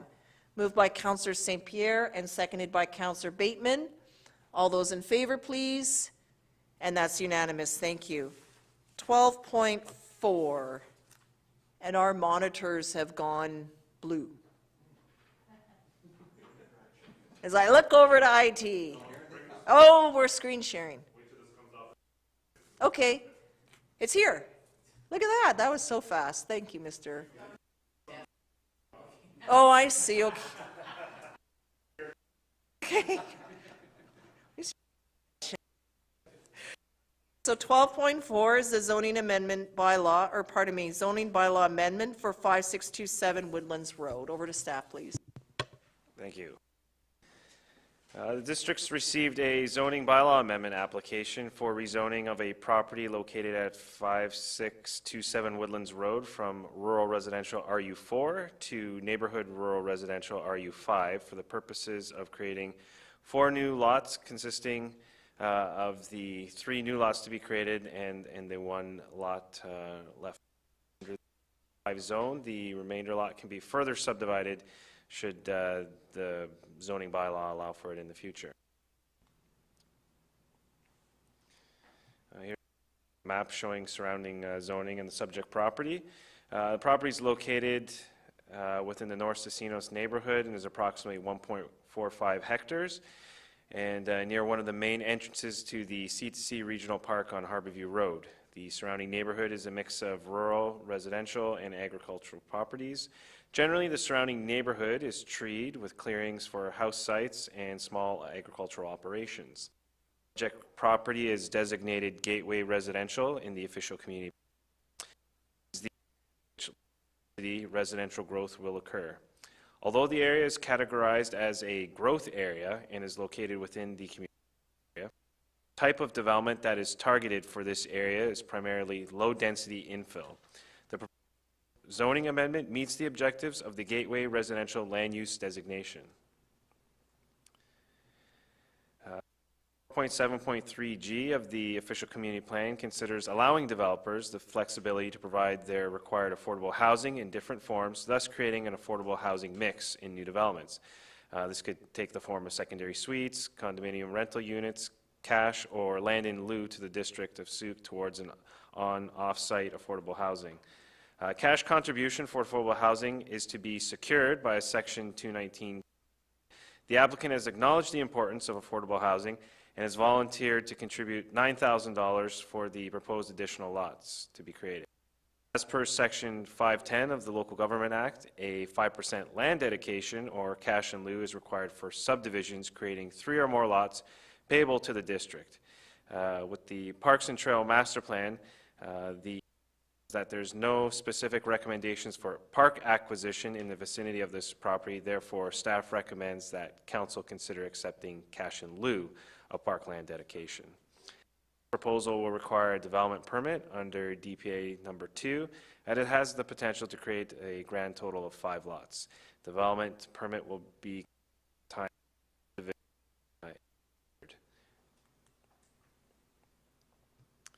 So under the RU5 zone, the permitted and principal uses include 1 single-family dwelling, 1 manufactured home, or 1 duplex unit per lot. In existing form and character of the immediate neighborhood, consisting of single-family dwellings, the applicant has agreed to include a no duplex unit restriction to be included in the zoning requirements for the Section 219 covenant that would be registered on the certificate of title for any new lots being created through the subdivision process.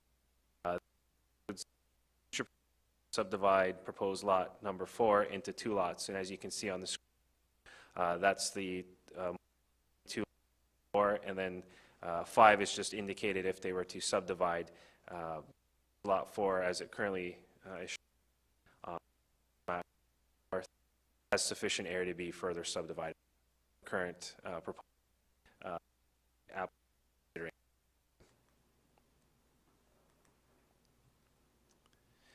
As part of their application, the applicant provided a development justification rationale for the rezoning amendment request, stating that the proposed subdivision development is keeping with the character of the neighborhood. The proposed lot sizes of 2,500 square meters provide a housing option with a large yard and is located near an elementary school. Keeping with the vision for the area, the subdivision as currently proposed will take advantage of the natural views and while creating a welcoming rural aesthetic along Woodlands Road and Harborview Road in North Casinos. The zoning amendment will allow for low-density infill development and the creation of the 3. The application meets the requirements of the district's bylaws and policies, and with that, staff recommends first and second reading to amend the zoning from rural residential to neighborhood rural residential as per the attached bylaw, and to proceed with scheduling a public hearing allowing for public input on the proposal. Thank you. Thank you, Mr. Paulau. I'll turn to councillors for any questions. Go ahead, Councillor Bateman. Yeah, through you to Mr. Paulau. I'm curious, the draft OCP, of course, is a and months away from it. I was curious about how this application would fit with the Gateway Residential North zone for area. So with the application before us, we certainly have to review it against the current bylaws that are in place. But specific to your question, through the community input process, looking at a neighborhood area, there generally seems to be alignment. So I think the main goal with going forward in this process is to receive input through the public hearing process to confirm that the input that we've received through the OCP process, as well as specific to this application, provide the proper direction to council at the time that third reading first tonight.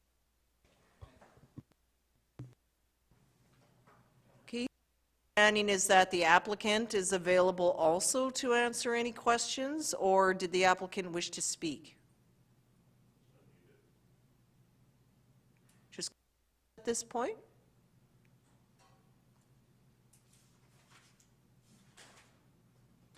Vincent, did you have anything that you wanted to add?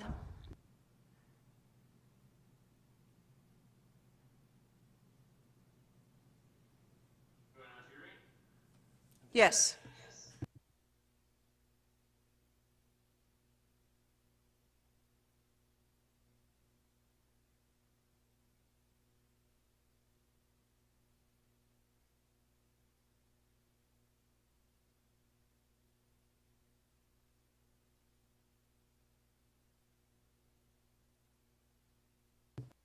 Thank you, Mr. Vincent.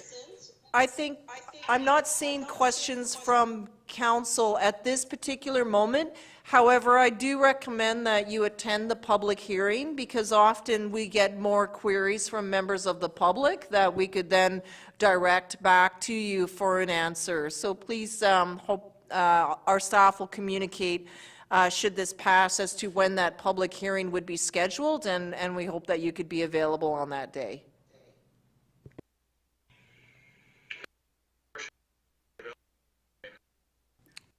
Okay. So, Move the recommendation. okay, I'm just going to ask staff, can these all be moved together? Good without the other. Okay, so Councillor Bateman will move it, and I'll read it out. Thank you. Okay. Council give first and second reading to zoning amendment bylaw number 809-600-86, 2021, to amend the zoning on the property located at 5627 Woodlands Road from rural residential RU4 to neighborhood rural residential RU5, and that council schedule the public hearing for zoning amendment bylaw number 809-600-85, 2021, in accordance with section 466 of the Local Government Act, and that council accept cash in lieu for the required 5% parkland dedication per section 510 of the Local Government Act, and that prior to final adoption of zoning amendment bylaw number 809-600-85, 2021, the owner enter into section 219 covenants to address housing tenure restrictions, off-site works and servicing requirements, cash in lieu in the amount of $9,000 for 10% affordable housing for residential developments and other necessary works and services. So that's moved by Councillor Bateman and seconded by Councillor Beddoes. Any commentary, Councillor Bateman? I'll save that for the public hearing. Councillor Beddoes? I'll save that for the public hearing. Excellent. Okay, we'll wait for the public hearing. All those in favor, please? And that's unanimous. Thank you, everyone, and thank you to the applicant for joining with us tonight, and feel free to stay on for the rest of the meeting. Okay, so next up, 12.5, which is the zoning amendment bylaw for 1934 Powlick Crescent.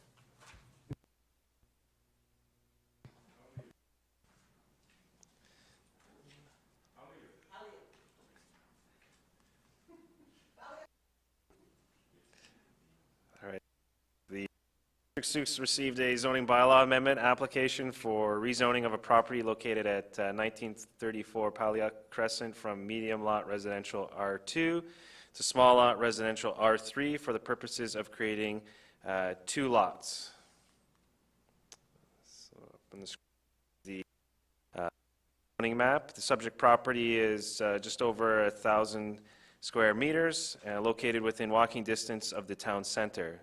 There's an home and a few accessory buildings on the current property. The surrounding neighborhood is a mix of small, medium, large, and multifamily residential, commercial, and institutional land uses. Subject property is designated community residential in the official community plan. This is the area to which low to medium residential density growth will occur. Residential development is targeted towards the community growth areas where municipal services can be provided or accessed in an efficient manner. 4.7.3G of the official community plan considers allowing developers the flexibility to provide their required housing in different forms. In this instance, to be secured by a Section 219 covenant, the applicant has voluntarily willing to contribute $3,000 for the proposed additional lot that is to be created. As part of their application, the applicant provided a development justification rationale zoning amendment request stating that the proposed rezoning from R2 to R3 will enable the family to provide their daughter. This is an area of Sooke where infill development on adjacent properties is ongoing. The land is within the community growth area and has access to sewer and water hookup. The zoning amendment application meets the requirements of the district's bylaws and policies, and therefore staff recommends first and second reading to the amendment be given from medium lot residential to small lot residential, and to proceed with scheduling a public hearing which would allow for public input on this. Mr. Paulo, questions for Mr. Paulo? Go ahead, Councillor Beddoes. Yeah, I was over there today. I know more. And does the applicant actually live there, or is it a rental?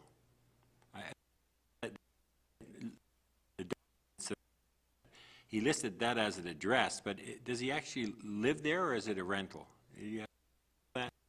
I don't have that information currently for you.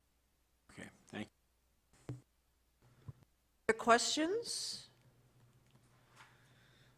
Okay, so the recommendation then is that council give first and second reading to zoning amendment bylaw number 818-600-88, 2021, to amend the zoning on the property located at 1934 Palliot Crescent from median lot residential R2 to small lot residential R3, and that council authorize staff to schedule a public hearing for zoning amendment bylaw number 818-600-88, 2021, in accordance with section 466 of the Local Government Act, and that prior to final adoption of zoning amendment bylaw number 818-600-88, 2021, the owner enter into section 219 covenants to address off-site works and cash in lieu in the amount of $3,000 for 10% affordable housing for residential developments and other necessary works and services.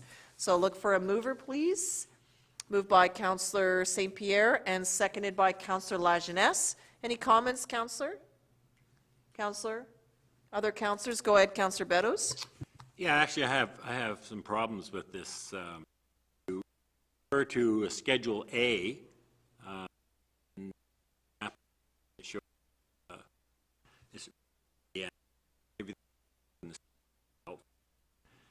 I guess the surrounding areas are still R2. Am I correct in that assumption? It is. And my concern is that when you look at 1934 and the building that's there now, it is a manufactured home, I guess is the term. It's not in the greatest shape. And my question is that if we grant this, we're going to have a which this dwelling. And a lot that's still 664 square can be duplexed. So there is a great potential if we have a lot, and you look at the streetscape there, it could end up with 3 housing units on it. And I looked at the other streets. See, across the street there is duplexes, so 1, 2, next, and 94. So I'm just a little bit concerned that once granted, very easily to take down the building that's there now. I know there's no plans to it, and with which 2/3 the size of what 1930 is.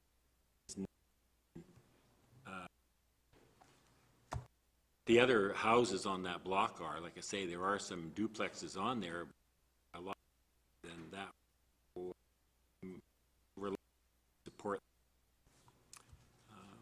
Don't know if you follow well or not, but I was quite built at it. Mr. Beddoes, any response from staff? Just going through the process, certainly if based on the permitted uses that would be allowed, if there would be successful rezoning, going through the zone does allow for a much smaller lot size than what's in the surrounding area, so the R2 zoning that was photos.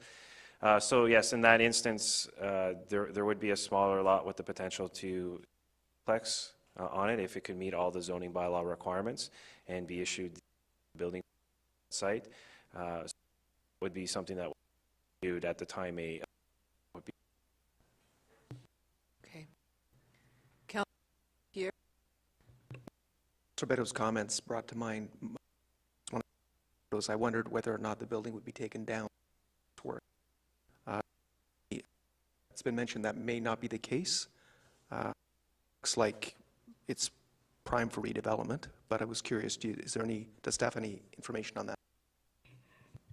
At this time, the intent would be that the existing dwelling remain on the property, and that's partly due to how the proposed lot configuration has been created, so that the existing dwelling can reside on the southerly proposed lot, with the north proposed lot to allow for that future infill opportunity.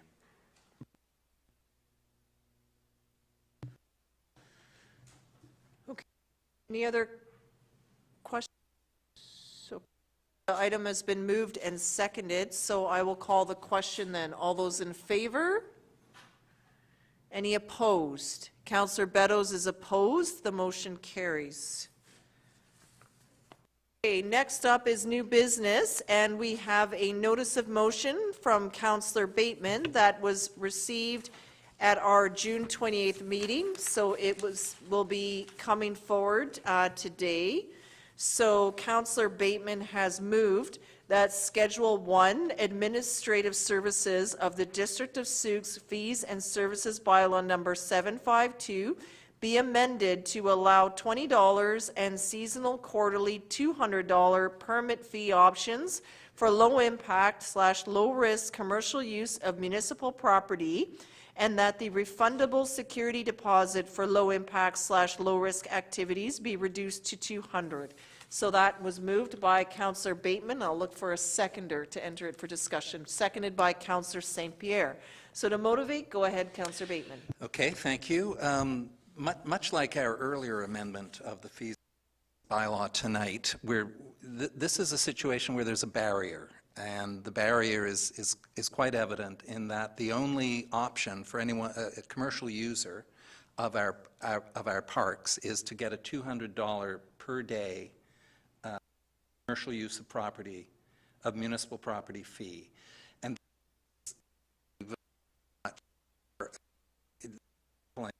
fitness groups, but any commercial user who is working in a low impact, low risk, so they're not damaging the park, it's not I don't know, what usually dangerous. No, it's something that is absolutely doable. And just looking at other municipal parks fees, permit fees around the South Island and elsewhere, we have a particularly barriers here. So I'm just recommending that we hourly $20 per hour rate, which is given the $200 for a 10-hour summer day. I was thinking $20 would be a rate. And given that these fitness instructors might want to have a seasonal schedule at a regular time, and $100 seasonal or quarterly option. And again, consistent, as I've shown in the Saanich and CRD permits, it's consistent with those. Thank you, Seconder, Councillor St. Pierre. I agree with lowering barriers to small businesses. Pretty much. One question that I do have is, I look at the $200 seasonal quarterly, and I wonder if that's actually in line with the $20 per hour. So thinking of an educational program, I'm not sure because hour would be 60, but now you're looking at It's for 200. Obviously an amazing deal. Actually in line with Saanich and with other districts. Yes, yes, it is. If I can, period for a capital regional district parks permit is $200 per permit. They charge $40 for a single day, and $120 will get you an entire year. They also have a refundable security deposit of $100. We currently charge $500, which is another one of those barriers, which I'm in this motion. So yeah, definitely a seasonal pass is the best deal. Thank you. I think the discrepancy for me is the $20 an hour. I think I would prefer $40 a day. I don't see how we would actually, stand there with a clock, a timer to check for the hourly rate. Often programs can go over time. 1 hour seems a little bit short. Probably be in line with the 200. The other thing I would be curious about is whether or not these low, so this is not have, or rather not include with these rates, are actually or defined. Do they have a definition for those? I ran this idea past Ms. Hooper in Parks and Recs and Parks. That's the TV show. Parks and Environmental Services, and as well as Ms. Mills, and both agreed that we need to deal with this barrier. And I think, given their wisdom, and they could assess on a case basis whether this does indeed qualify as a low risk, low impact. Just seen staff. Go ahead, Ms. Machada. Thank you, Your Worship.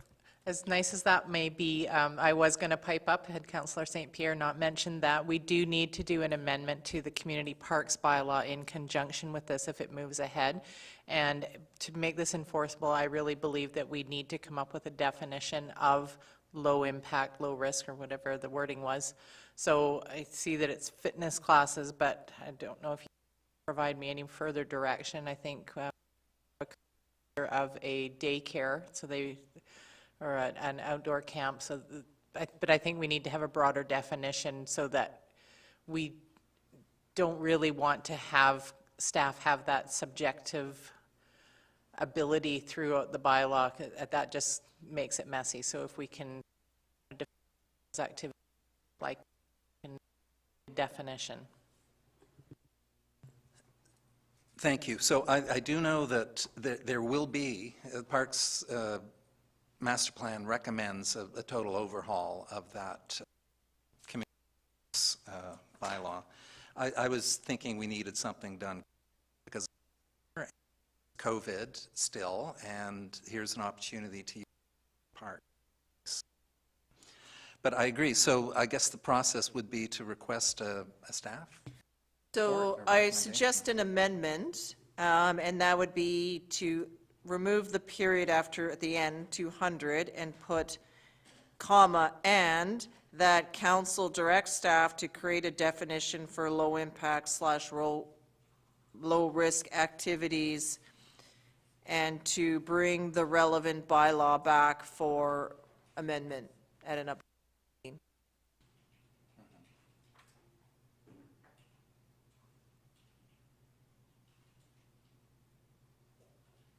Just wait. Green.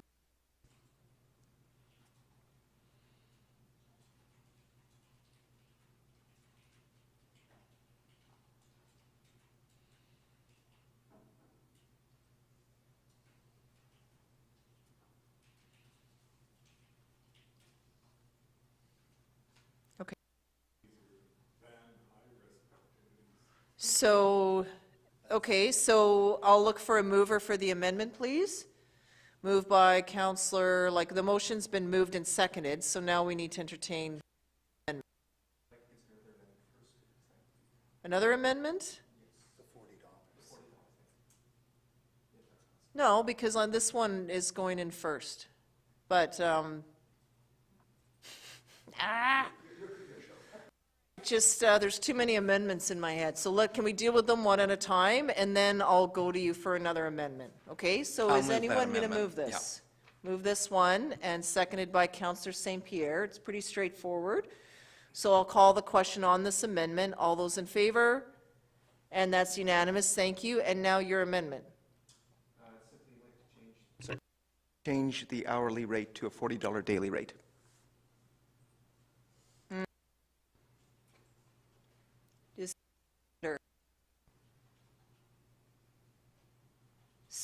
By Councillor Lajeunesse. Okay, you want to change, strike out hourly 20 and replace with 40 daily.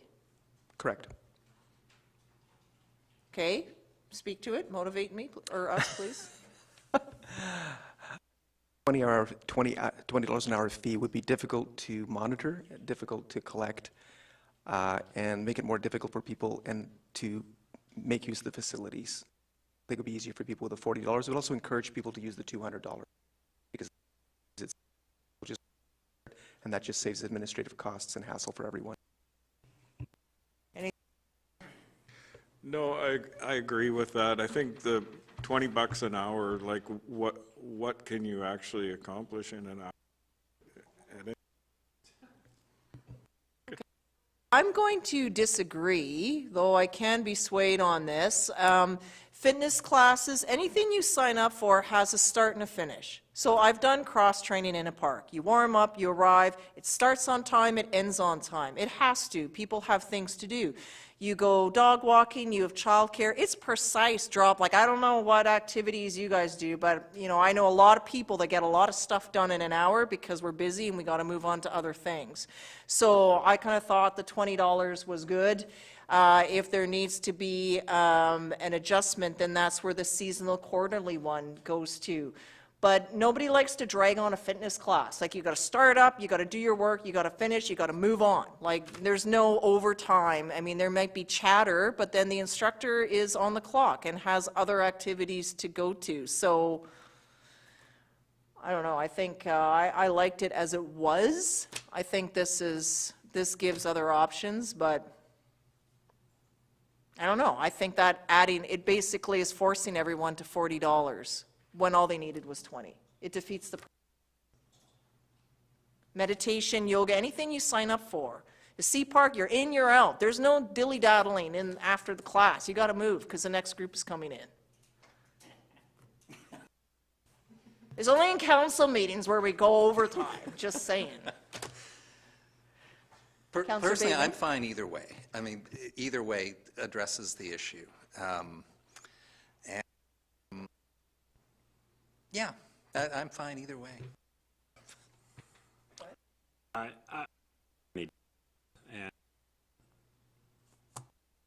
keep it simple, and that was a proposal that, and I let's just Second time? I'm willing to withdraw the amendment, the motion of this. Seconded, so we're going to see it through. This Go ahead. I will call the question. All those in favor of the amendment? All those opposed? So we have Councillor Beddoes, Mayor Tade, Councillor Bateman, Councillor Lajeunesse are opposed. Amendment is defeated. So we're back on the amended main motion. I mean, it was introduced, we thought about it, it was nice, but unnecessary at this point. So I'll call the question on the amended main motion. All those in favor, please. And any opposed? No, that's carried unanimously. Excellent, thank you, staff. My other question, though, is because we had done something with the fees and charges bylaw earlier, and we amended again. For the, we would just put them on so that the first one gets first. But I just wanted to point out, unfortunately, we only have one more meeting before summer, and we cannot adopt a bylaw in one meeting, so those amendments won't be finalized until the fall. So I think the good news is if, as it's been explained to me, that if hold an event in the park and they do it on a basis without advertising and without putting forward a, social post, media, they can, and I'm not, I think we're carry on and do that. Just don't put out posters, keep it closed. I think what I hear from our staff regularly is a desire to work with people. We're not out to be punitive. So if there was, however, if there was a group having a rave and all sorts of ruckus in the park, we'll be shutting it down. But in this case, I think, just keep on. While I'm at it here, while researching this, I did. Sorry, but we're concluded on that item. We're moving on. Okay, correspondence.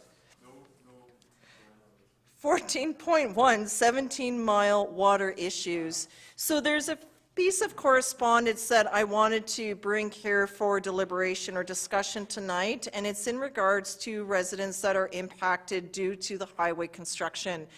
And there's also been a Facebook group that has started up and some other social media that's occurring.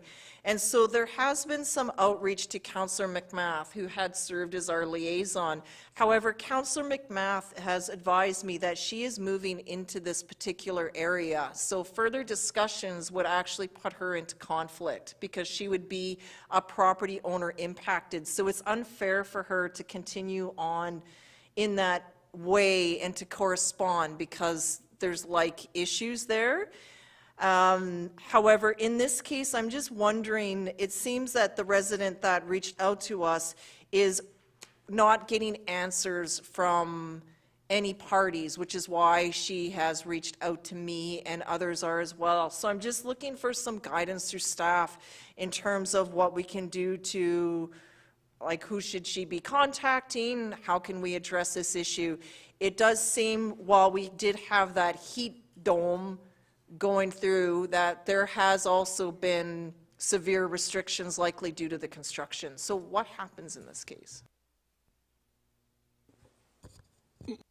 The recommendation is that the writer should approach the appropriate people at transportation.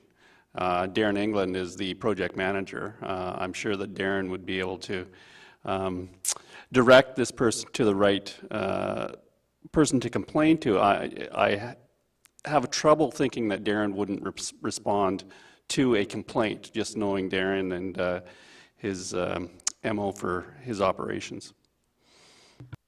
So in this case, can I just ask staff to forward, can we forward this to Mr. England and just say this has come to our council agenda? We would like to get some response because she's indicating that no one is replying. So I don't want to leave, like, I want to do something just to say, okay, we acknowledge that we received the correspondence.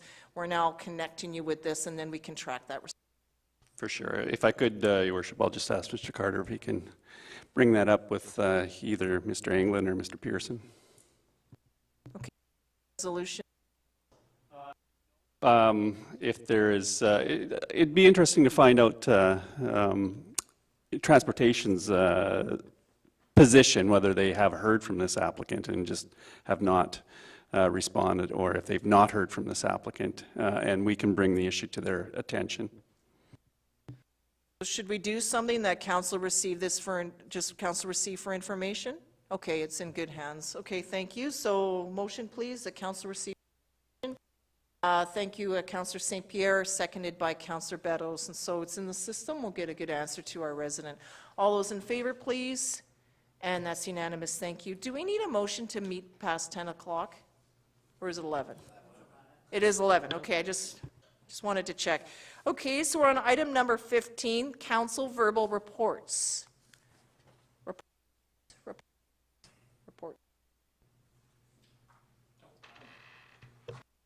Yeah, so I attended a media event on Friday with all of the South Island First Nations, along with Councillor Logans and Chief Planis, and it was a real honor to be asked to this event to witness the signing of what is essentially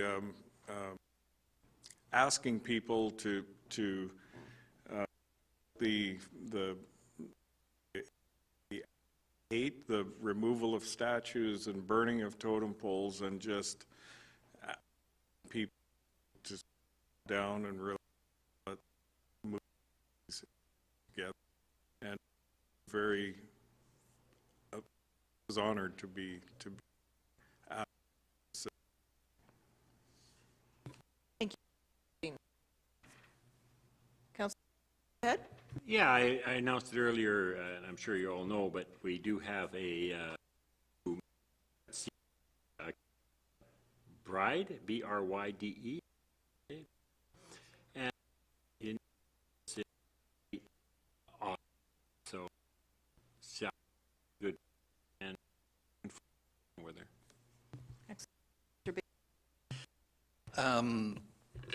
I guess it was last week that we had the library gravel toss, which the mayor were all. My toss unfortunately hit the executive, and but we carried on, and it's on course and on time, and it will be that. Yeah, and they're beginning to hire librarians for that library. Few now are they're going to many 14 people. It's going to, Climate Action Committee met said earlier with the Committee of the Whole next week. You'll be and on late in home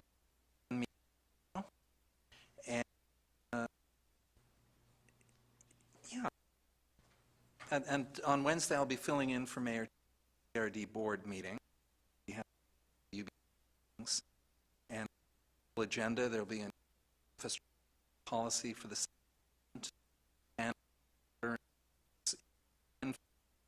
the next the George Brewer, which is development.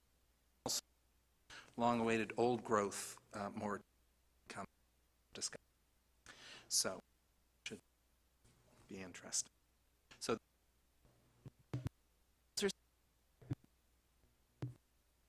I'll just conclude that I enjoyed the gravel toss. The library, it's beautiful, even though it's still under construction right now. I think that libraries have evolved as being more than a place where you lend out and borrow books. They're actual cornerstones of these and where you get real and true information, which I think in a time where we're overloaded with too much false news, fake news, and social media, you need real knowledge and a real place. There's also a place for community in the spaces that are being created and just beautiful design. I really look forward to it opening, and it's great to hear about the hires and the new employment opportunities available in the district. For attending the meeting on my behalf, or the gathering that was held on Friday. Reconciliation is a journey of our individual work to challenge each and all of you to challenge the knowledge and what you already think, and back and read and find you. So thank you, Councillor Bateman, for attending this coming weeks. It's my final set of UBC week, fully immersed in all things local government, but that'll then conclude my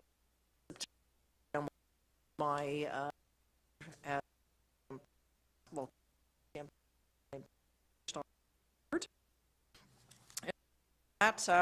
just enjoying a bit of the summer and what we offer. I do walk through the area where the multi-sport court box is going, and picture way. So this trip for I've been running into the there update, and I know the parcel quite well.